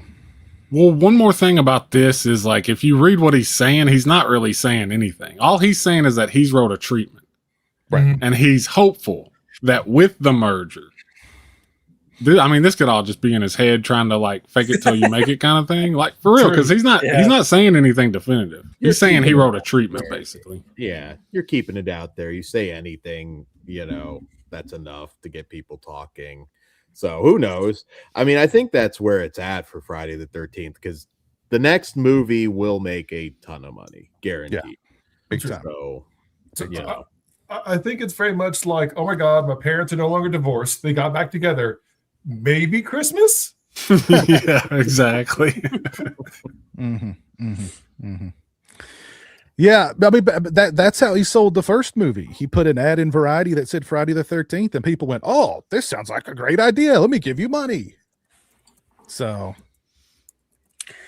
and Cunningham's an old school salesman. You know what I mean? So, this could be, like you said, just him saying, "Hey guys, you're together now. I've got a treatment.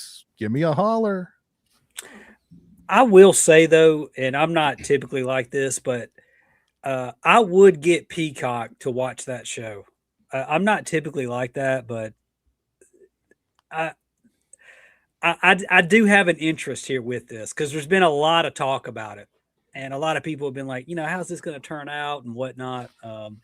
So I do feel like they got something there, some interest there. I mean, they're sitting on a gold mine because, like Dan said, the next movie they put out is going to be enormous. It'll make huge money. It may not make Scream 7 money, but it'll make a ton of money. People have waited so long for it. It's the 13th movie. People want adult Jason in the woods hacking people up, and if they do that, it's gonna be huge. So. At this point, either poop or get off the pot. You know what I mean? Yeah. So, oh goodness gracious. So, anything else on your gentlemen's minds you want to talk about tonight? By the way, if you've not dropped a like on the stream, please do so. I'd appreciate that. Oh, I was going to say is Graham mentioned it earlier in the chat. Good Luck, Have Fun, Don't Die. That was actually a pretty fun movie. Me and Sam saw. Yeah, I'm looking forward to seeing that. Mm-hmm. Mm. Yeah, I like Sam Rockwell. Mm-hmm. What's oh my God, I saw they had the worst trailer before Undertone. I think it was called They Will Kill You or something. Oh, that looks interesting. I thought that was the worst trailer I've ever seen because literally, I mean, everything's given away in the trailer. Everything. Everything. You don't need to see the movie now. If you saw the trailer, you saw the movie. Like they're killing like main characters in the trailer for this freaking True, and they do reveal her origins as a one-off gag. Yeah.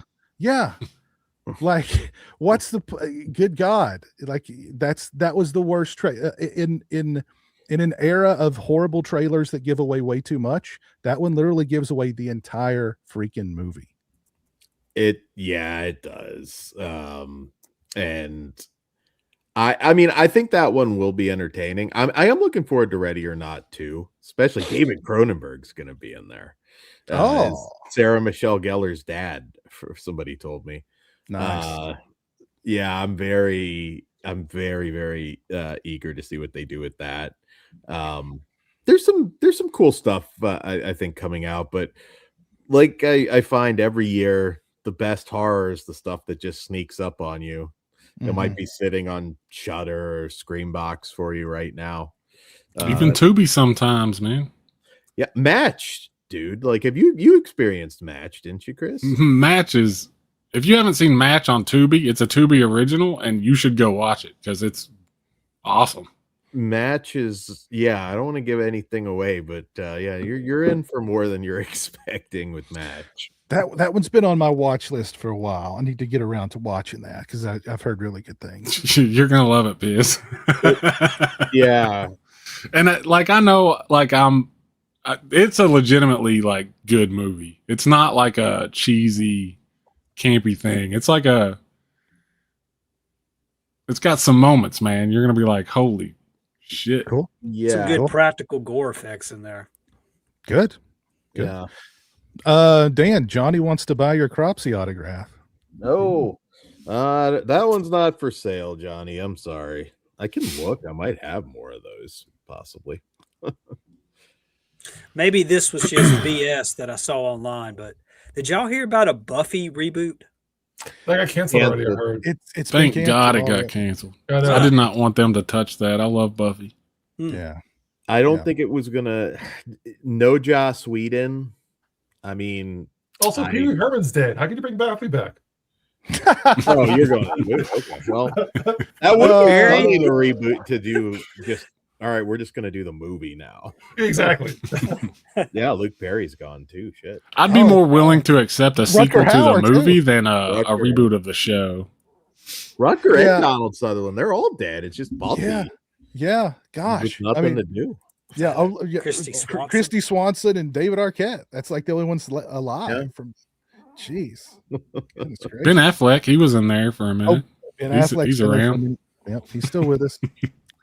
Ben, I would be more open to a Buffy movie than them redoing the series. Mhm. Yeah, the series is like Yeah. one of those things you're never going to be able to top. It was just like perfect for the moment. It was so well written and like Yeah. I don't know. That never stops them, but I didn't want them to touch it because I knew what they were going to do. You know, we all know what they're going to do, and it wouldn't be good. Well, they filmed a pilot episode, and Oh, really?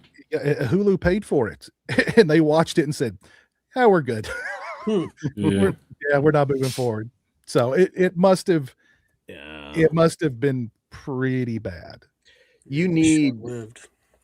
Whedon. I Well, don't think Also, it's gonna work without him, and he ain't coming back. So yeah, and also the way they ended it, like no spoilers if anybody hasn't seen the show, but the way they ended it, it's like, how do you bring this back? Like they tell you have to the do some story- gymnastics to get it back to. Well, they do tell that story in the comics, and Angel does go an extra season, but yeah, I mean, I'm kind of good. Like sometimes, why when it's like it's just about perfect? Why do you want to mess with that? Plus, you would have awful de-aging for some of the legacy characters that are vampires. I mean, James Marsters is like 61 years old. Yeah, and he was coming back. He was coming Yeah. back. Yeah. I was thinking like, wow, they're gonna, wow. Yeah, you're just I'm good. You had magic that's out there for anybody new to discover. I don't need any more. If you want to see it continue, it does continue in comic form. So I'm good with I that. tried to watch that motion comic book season, and there was a lot of problems. I didn't get through it. I couldn't Yeah. get past like the different voices, and just like motion comic animation isn't my thing. I don't guess. Yeah.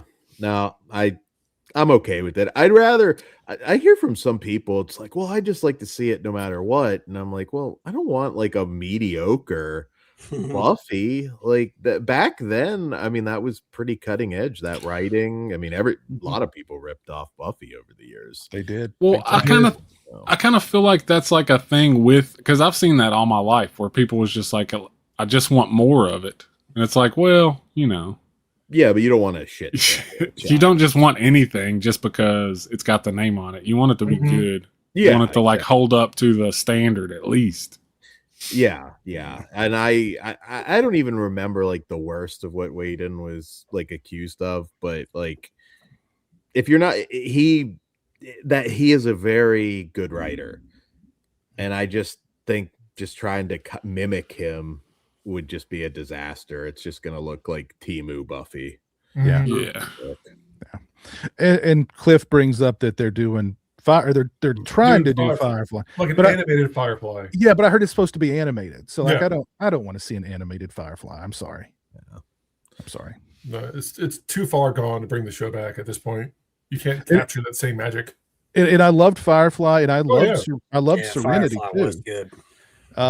But again, that's Joss Whedon, and Joss Mhm. Whedon's persona non grata. Look, okay, so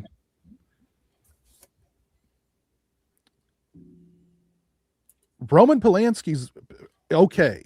People in Hollywood still love Roman Polanski. We all know what he did.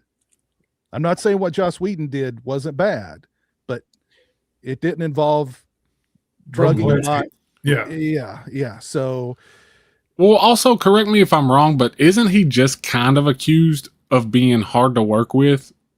Like no. everything I've read, it's like vague misogynism and hard to work with, and it's like an asshole, basically, is yeah, what but, I remember. But Unless most I'm forgetting like, something. There are a lot of really like genius creators who are awful dicks. They're just horrible, you know. But that's that's the price for their genius, kind of. I think the thing that really buries Joss is everybody thought he was this super feminist, and it turns out he wasn't. Mm-hmm. So bury him. Yeah. But again, everybody in Hollywood loves Roman Polanski. They'll work with Roman Polanski like that. So there's some got a standing ovation. Got a standing ovation at the Oscars. Yeah. Well, and it's also like, you know, a lot of it probably has to do with like who you know, how many friends you have, if they're willing to just drop you. Yeah. Or if they're gonna, you know. Yeah. I like I said, it's just, I don't know. He can be a piece of shit and still work. Like, I'm not going to boycott something. I know Charisma Carpenter getting pregnant was part of it, and I just can't remember. I don't think he was accused of any kind of crime. And again, I feel the same way. Yeah, it wasn't anything sexual or Yeah. No. I think he's like, I think the worst thing I think that came out with it is that Charisma Carpenter, and she never came outright and said what he did, but she was kind of vaguely implying that he fat shamed her for being pregnant. I think that's the worst thing he did. Mm.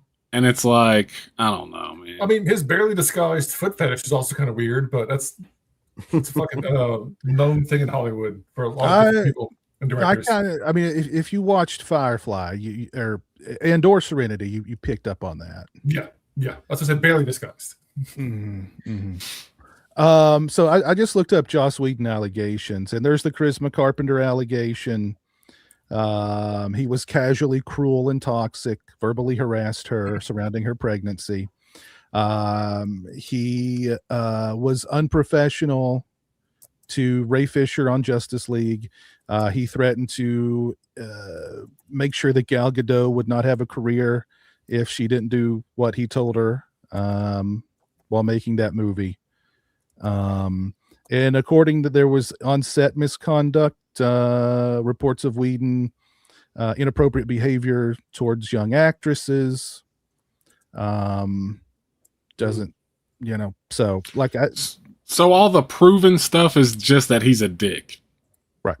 It's like, that shouldn't be like the career ender for people, I don't think. He's a dick, and he cheated on his wife with a lot of women. Yes. Yeah. While he was masquerading as this ultra feminist. And I think that's the big thing, was like, you know, and I think they needed somebody to blame for Justice League being a huge piece of crap. So he took the bullet on that one too. Yeah. So, but yeah, again, Roman Polanski, standing ovation. Joss Whedon, he's a dick and a sexist, but you know, we got to bury him. He almost just sounds like somebody that just needed to get humbled back then. And I know that's easier said than done when he has that power. Yeah, and also people, you know, he could have been going through stuff, or just like, even if it was just that things went to his head, like people go through phases in their life. I've been a dick in my life. I don't think I deserve to be like, you know, buried under a freaking church for it. It's like, people have ups and downs, man, and we've got to be more understanding of that stuff. If it's like seriously gnarly, like Weinstein or something, yeah. But stuff like that, it's like, come on, dude. Have a little bit of like tolerance. Well, and there's also any project, like I'll still watch a Polanski movie, I'm not going to lie, but every project is not just about one person. Right. You look at anything, I guarantee you there's some piece of crap that worked on every single movie ever made. Yeah. Yes. Yes, easily. Yeah, and you could probably argue that David Gordon Green, if he wasn't there, Buffy might not have been as good. Like Yeah. it might have been the combo. David Gordon Green. He's the guy who directed a lot of the episodes. Oh, really? I didn't know that. Or is that the right name? Or is it I might be getting the name wrong, but I think that's him. I think your name might be off. I could be wrong, but maybe, yeah. I've been wrong before. I mean, Joss Whedon's talented, but if you're not going to bring him back, hey, that's cool. Nobody has to work with somebody they don't want to work with. Very true.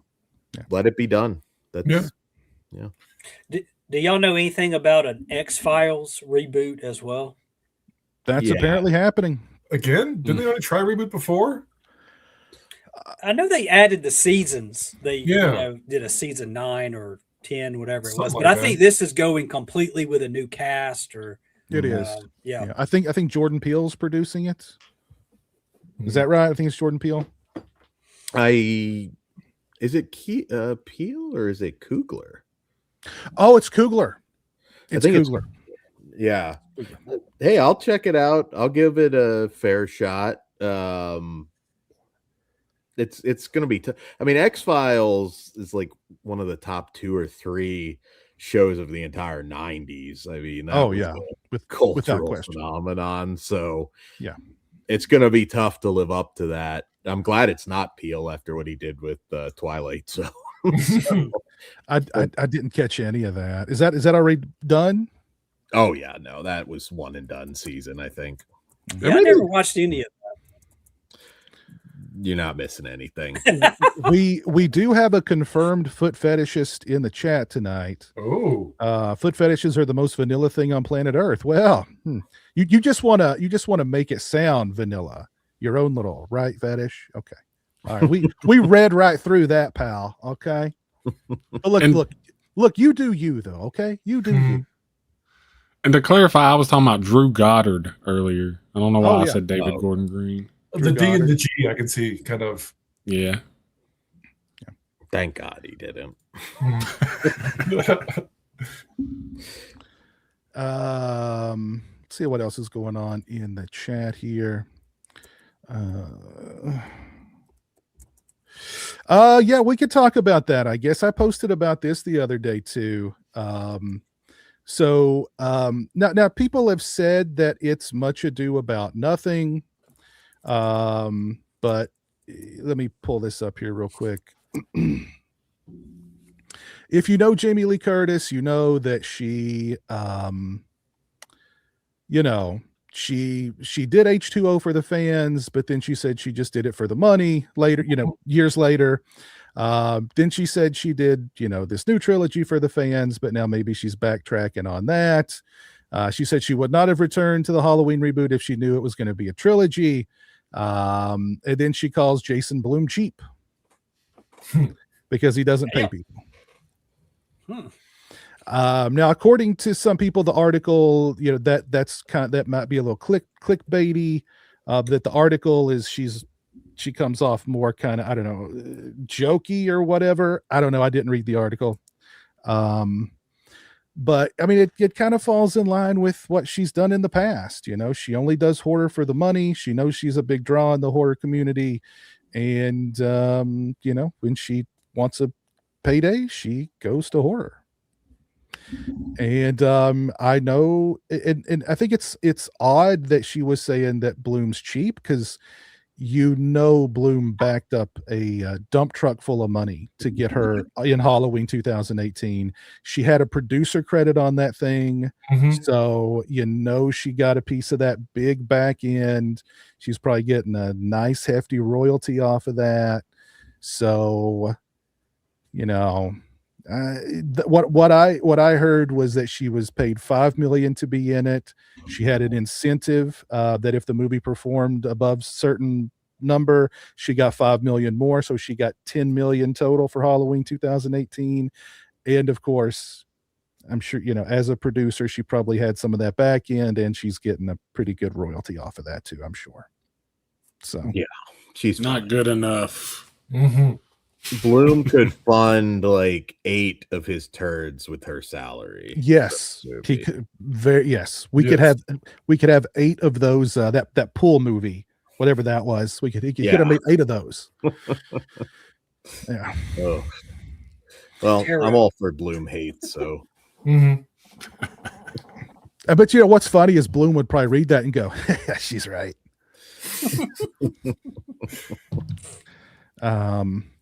I love her anyway.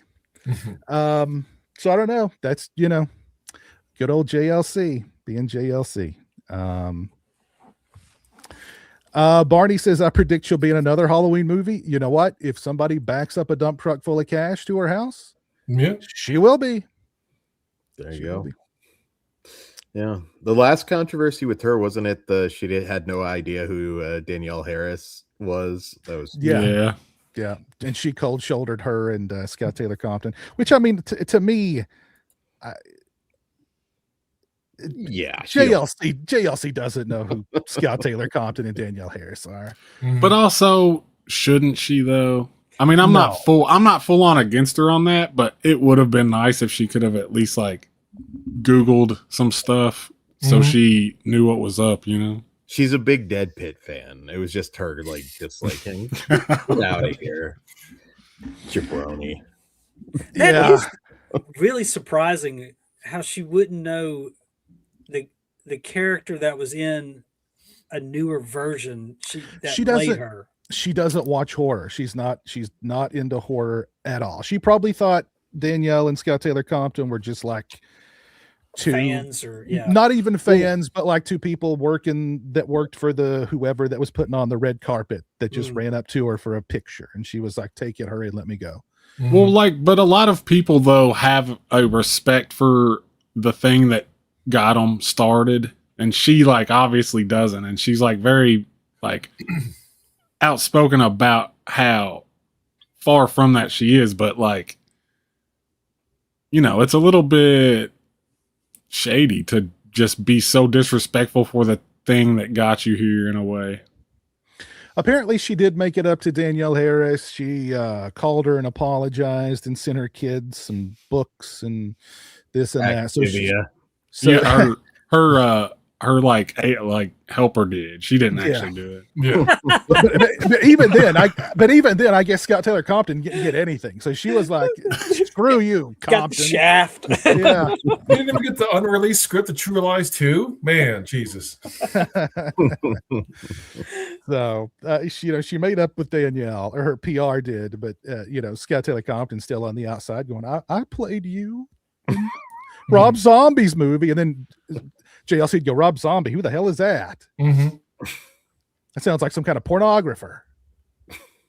I did go to a recent horror convention, and Danielle Harris and Scout Taylor Compton were both there, and they were in separate rooms doing autographs. So I can confirm that actually did happen. Yeah, I don't know. I think they could have really easily gotten out of any controversy there by just saying like, "Oh, we had a lot of projects, so we couldn't do the podcast anymore." Instead, they kind of made people speculate about it, and yeah, Team Dead Pit right here. Yeah, I mean, I don't know how much. I mean, I think the fact that podcast went on as long as it did is, I mean, because I never listened to a full podcast, but whenever I would be scrolling on Instagram, like they cut out these little clips of it, every clip I ever saw was just their sex lives. They weren't talking horror, they were talking their sex lives. And I mean, I that's probably part of the reason why it stuck around as long as it did, because you had, guys like freaking, goon into it. But I mean, they could have not said anything and just had their feet on screen for 90 minutes, and they would have done even better. Pretty much, yeah. I mean, they could still do that, just. Yeah, I don't know. Coming next year. Yeah. They get added to Full Moon. They oh, Lord have mercy. Their sex lives are horrifying. So like I heard a story that Scout Taylor Compton told on there, and I just didn't believe it, where she was dating this guy with a kid, and her and the guy were about to get it on. They're both naked in bed, and the guy's kid bursts through the door. So she rolls out of bed and crawls under the bed. And like she said, she stayed there under the bed for hours, naked. I don't know. I just didn't quite buy the story. But, Sounds whatever. fake. Yeah. It does. Whatever. But yeah, a lot of sex talk. A lot of sex talk on there. Anything else you guys want to talk about tonight? You guys want to share any tidbits about your sex lives? Swaggy? I'm just kidding. There's not much to tell, so it'd be a short story. Let's see. The viewership has dropped 90%. Let's talk about our sex lives, guys. Show your feet. The tumbleweed is just going. Dan, just all about those feet, man. Good Lord. That's the key. That's the key to. What's your favorite nail polish on a foot, Dan? Let us have that tidbit. Man, if I could even name a brand of nail polish, I don't know. Oh, geez. Okay, let's move away from this filth. Just awful filth. Anything else you guys want to talk about tonight? No, nothing I can think of. Any St. Patrick Day plans? I mean, you got to throw on a Leprechaun movie, man. At least one. Gotta throw on a Leprechaun. I like 4. I like the one in space. That's 4 is the best one, man. I tell 3. everybody that. I gotta go 3 when he goes to Vegas. 3's good too. Yeah. I mean, the first 4 are solid, and you could argue that 5 is solid too. Honestly, everyone except the Hornswoggle one. That one was garbage, but like all the others are very entertaining if you like that sort of movie. It's a strong franchise. I'll leave it up to Jeremy, whichever one he picks. I'll leave it up to him. I don't know which one he'll go for though. It's interesting. I don't know. It's probably a dice roll, ain't it? Like there's no way to tell. He is a wild card. It is, yeah. He might be Back to the Hood too, and I'll be like, oh God. Yeah, that one's a bit of a chore to get through sometimes. Anyone but that one. Like, here, Bubba, let me put it in the tray here. Oh, it broke. It just broke. What happened? Oh my God. It's disc rot, Bubba. I'm sorry. Classic disc rot. I've never had one explode like that. Damn Scream Factory. Damn it. It's off gassing, Bubba. Off-gassing. First, you get your love stains on our discs, then they explode on us. Damn. Oh God, it's funny, Jeremy. We were waiting for pizza the other day, and I was watching Salem's Lot. I was like, Bubba, do you want to watch Salem's Lot with me while we wait for pizza? And he's like, yes. He just sat there quietly watching. It's like, Barlow is evil. Like, yeah. What do you think about Straker? Evil. So, is Jeremy a wrestling fan? He knows. Like he knows the names. He's casual. You know, his favorites are Kane and the Undertaker for obvious reasons. Yes. Okay. So he'll do the Kane, where he raises his arms and brings them down real quick. Has he experienced Danhausen yet? Oh man. No, he's not experienced Danhausen. I think he'd like Danhausen though. Yeah. Everybody loves Danhausen. He loves the Crow version of Sting, which I'd love for Jeremy to meet Sting. He doesn't do the face paint anymore, I was told, but I think he'd still love to meet Sting. He does the convention rounds. He's a very nice man. I've heard he's really, really nice. So I would like for Jeremy to meet him. When I was a diehard wrestling fan, I remember whenever Kane debuted, and that was huge. The Undertaker had a brother, and Yeah, I was a big Kane fan at that time. ripped off the door. Oh man, he was. Swaggy, are you familiar with cocaine?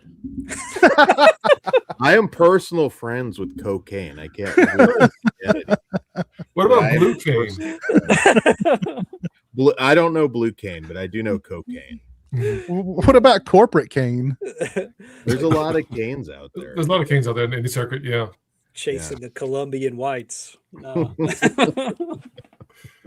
Well, of course, Kane is now Mayor Kane now. So it's his last term. He can't run again. It looks like. Oh, really? Yeah. President. That's Hey, next. And he's a libertarian. Yeah. Nice. There you go. Yeah. Bring it What on. state is he in? Where's his? Tennessee. Oh, Kentucky. Oh, okay. No, sorry, Tennessee. I'm sorry. Tennessee. Knoxville, Tennessee. Got the K in my head.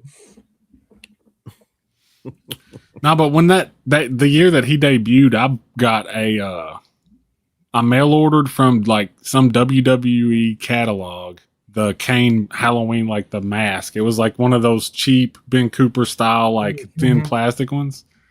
And I went as Kane that year. I was so stoked. Nice. Do you still have that mask? I wish I did, dude. It was like legit, like a like you wear it a couple times and then it rips on the thing and then Yeah.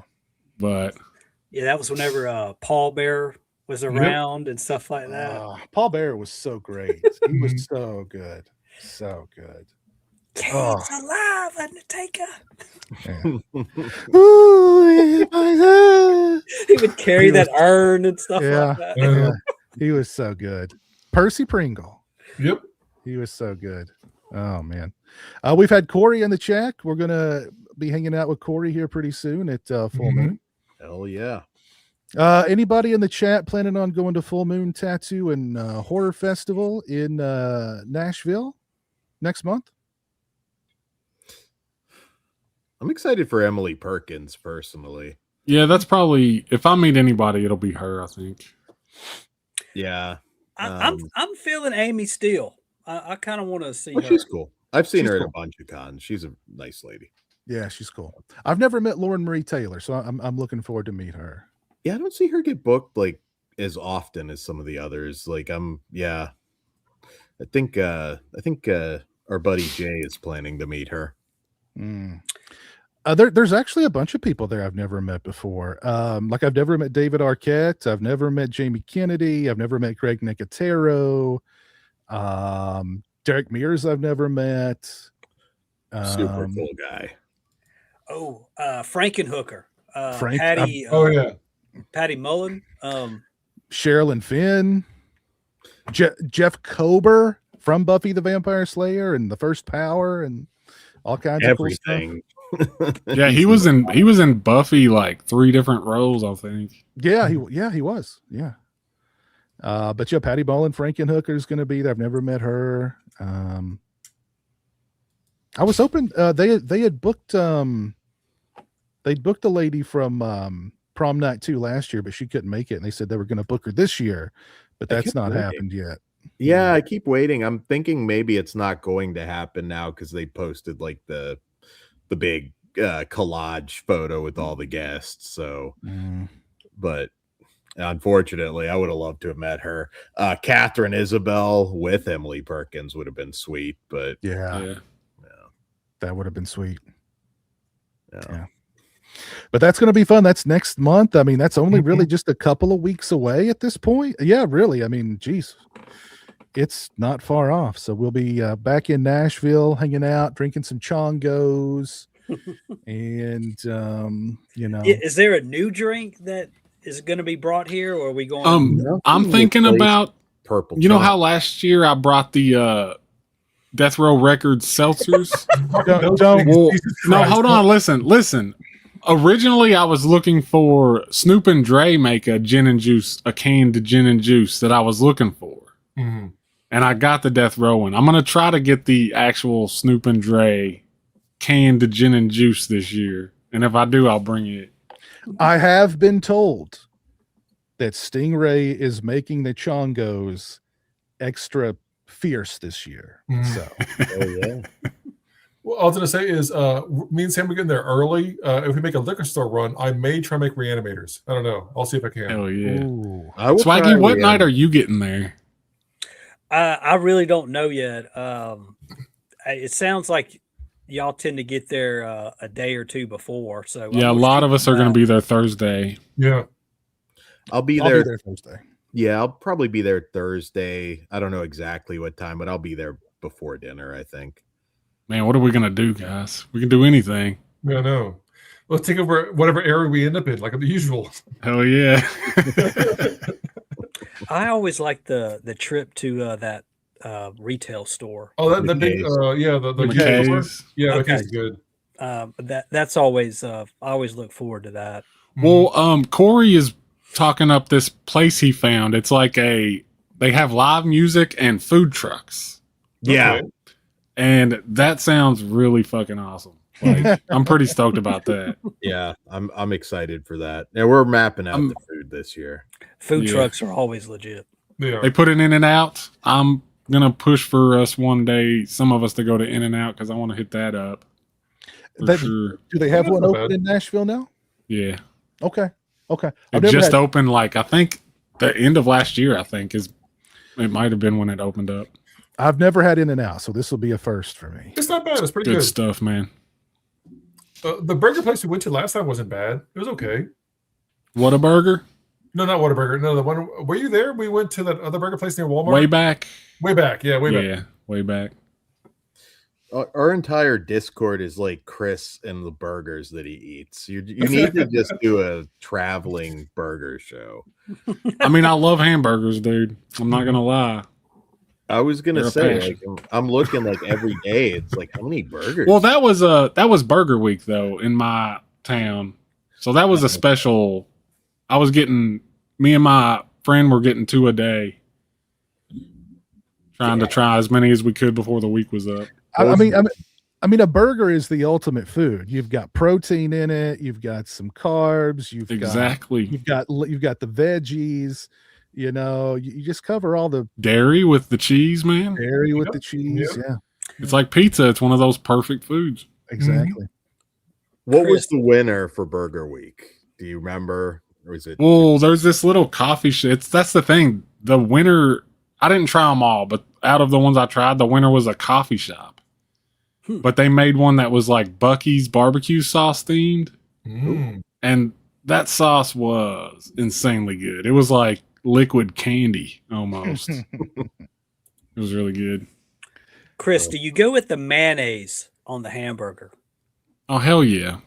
Mayonnaise is the perfect, like, if you want to go like perfect burger without anything special on it, it's lettuce, tomato, onions, and mayonnaise. That's what I get.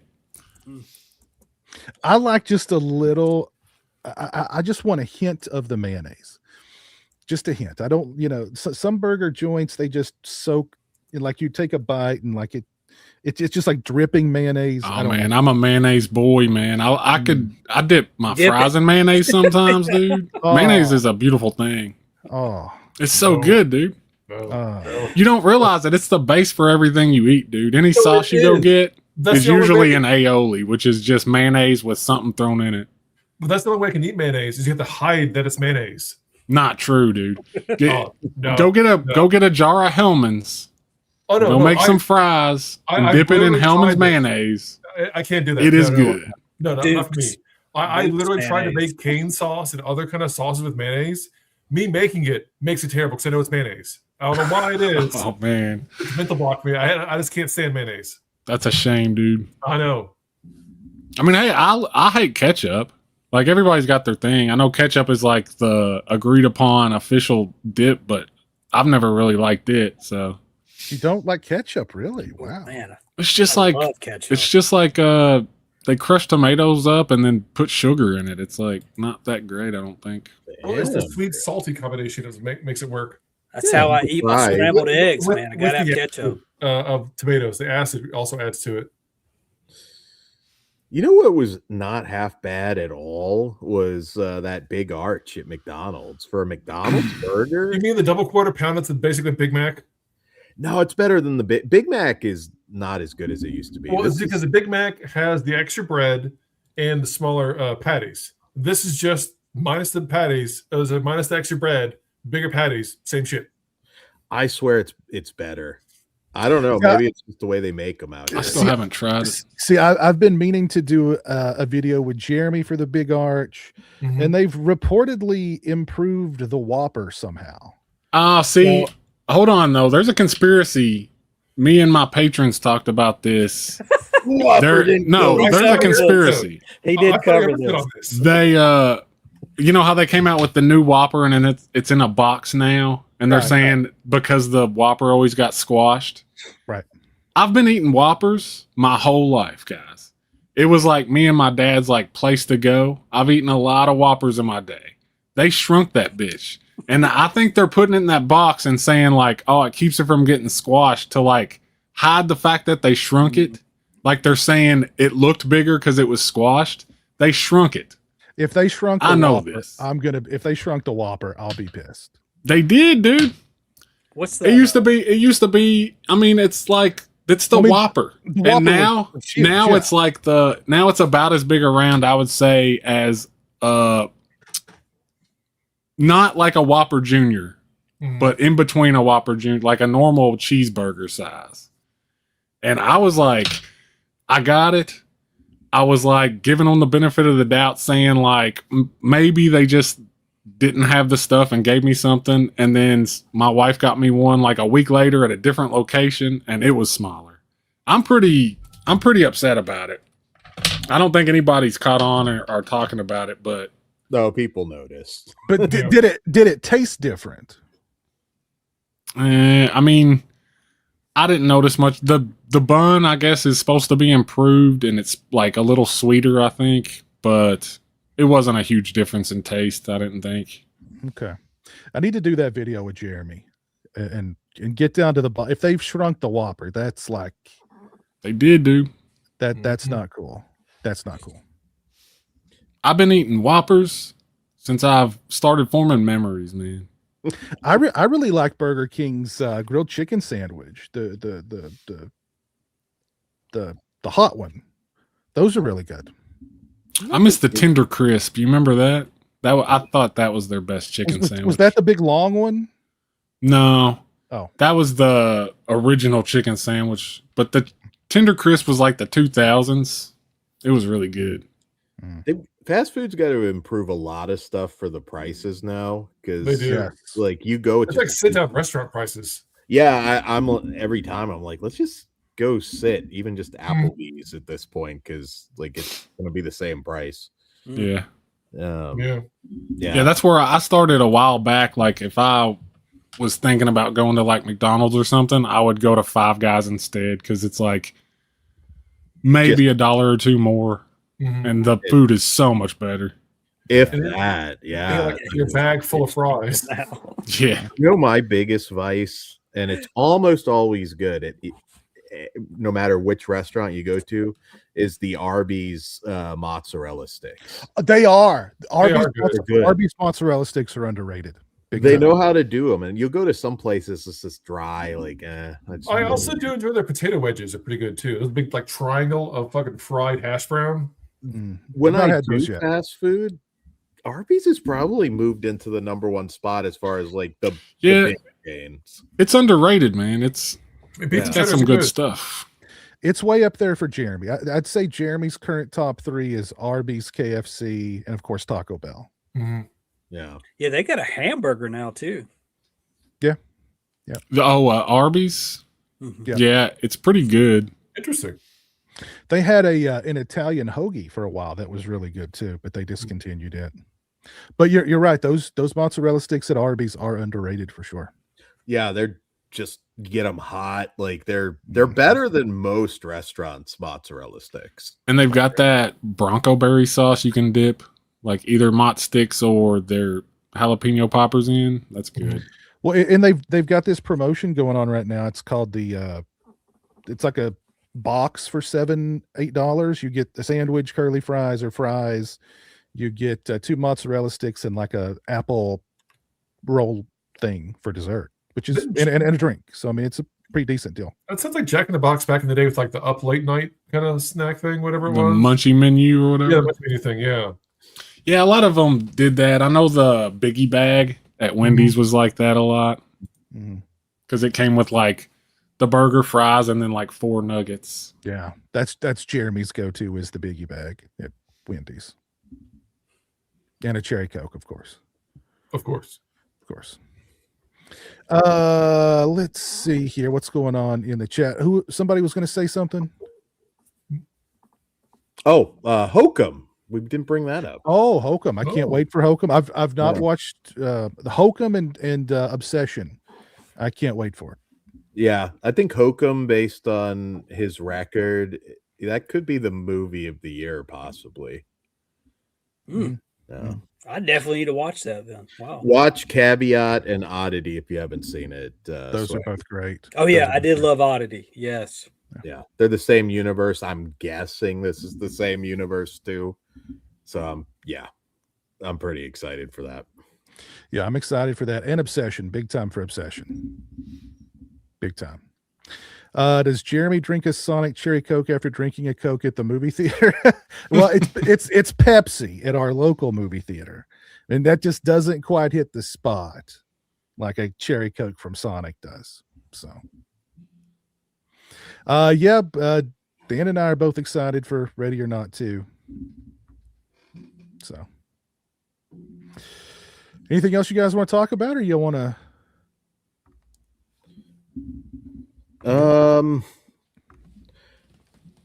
I think we've covered most of the movies I'm looking forward to, and yeah, I'm just excited to get to Full Moon.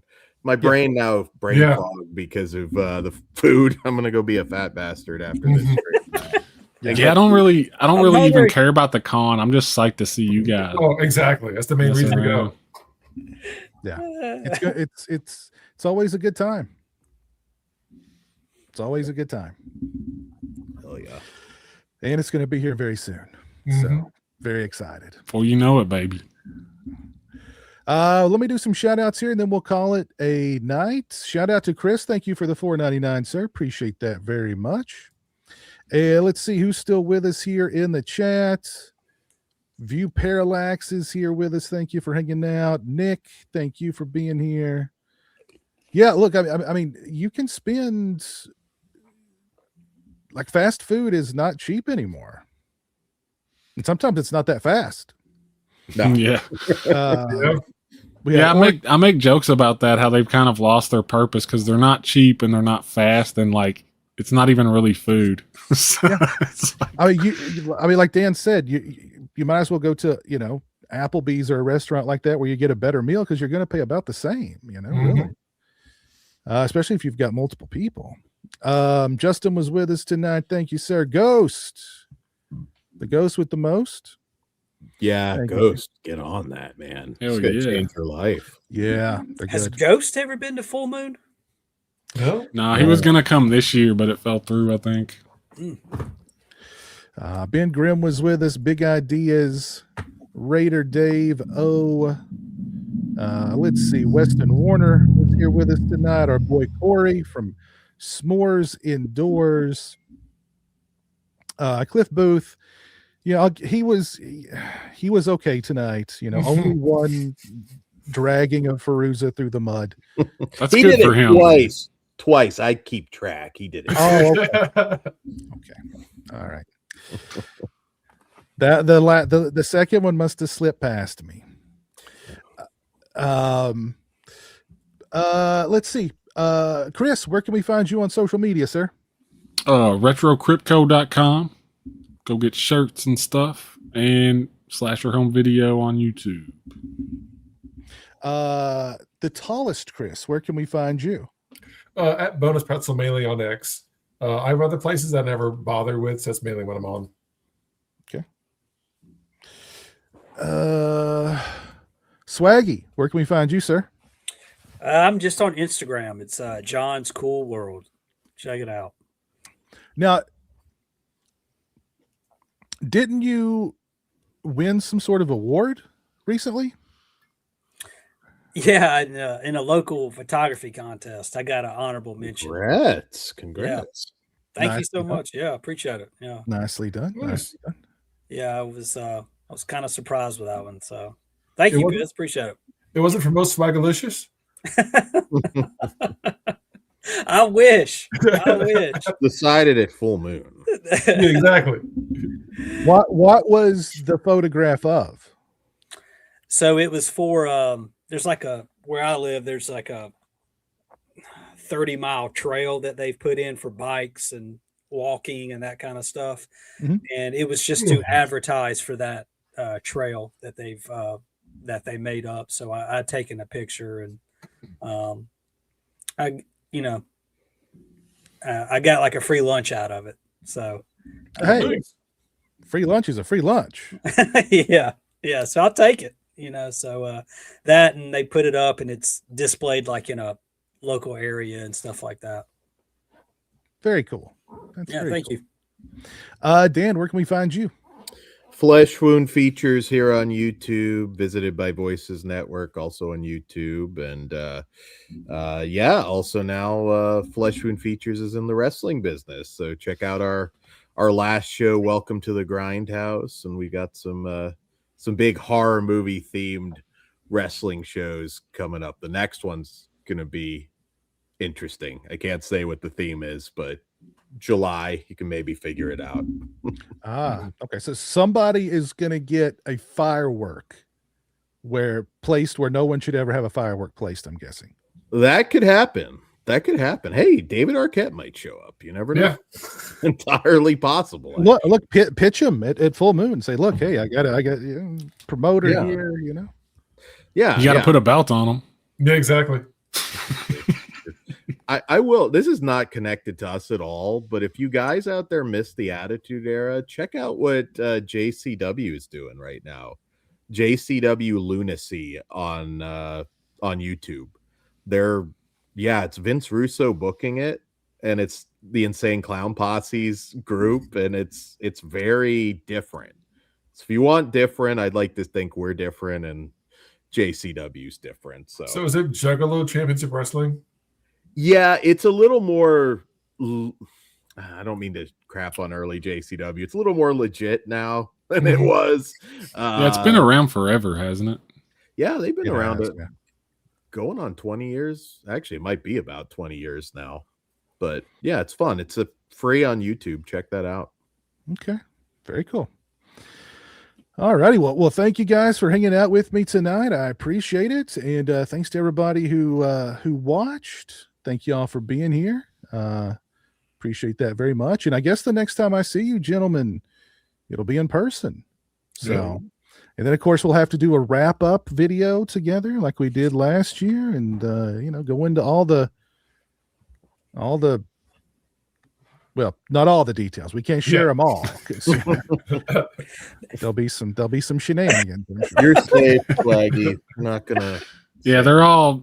Let's not lie to ourselves. They're all gonna revolve around Swaggy. Yeah. I mean, I feel like everybody has fun at that late night party. That's kind of good. Hopefully they still do that. You can bust a move with the nun. I mean, my God, if you were there. I mean, so many stars in there getting busy. Mm-hmm. Who's gonna be busting a move in there this year? Patty Mullen, maybe. Emily Perkins. I wish. Emily Perkins, Amy Steele, Dibs on Emily Jamie Kennedy. Yeah. You know he's gonna be in there. He might be in there. You never know. Yeah. Experimenting with something. Yeah. Good Lord. All right. Well, y'all have a great rest of your night. We will see you again very soon. Take care and peace.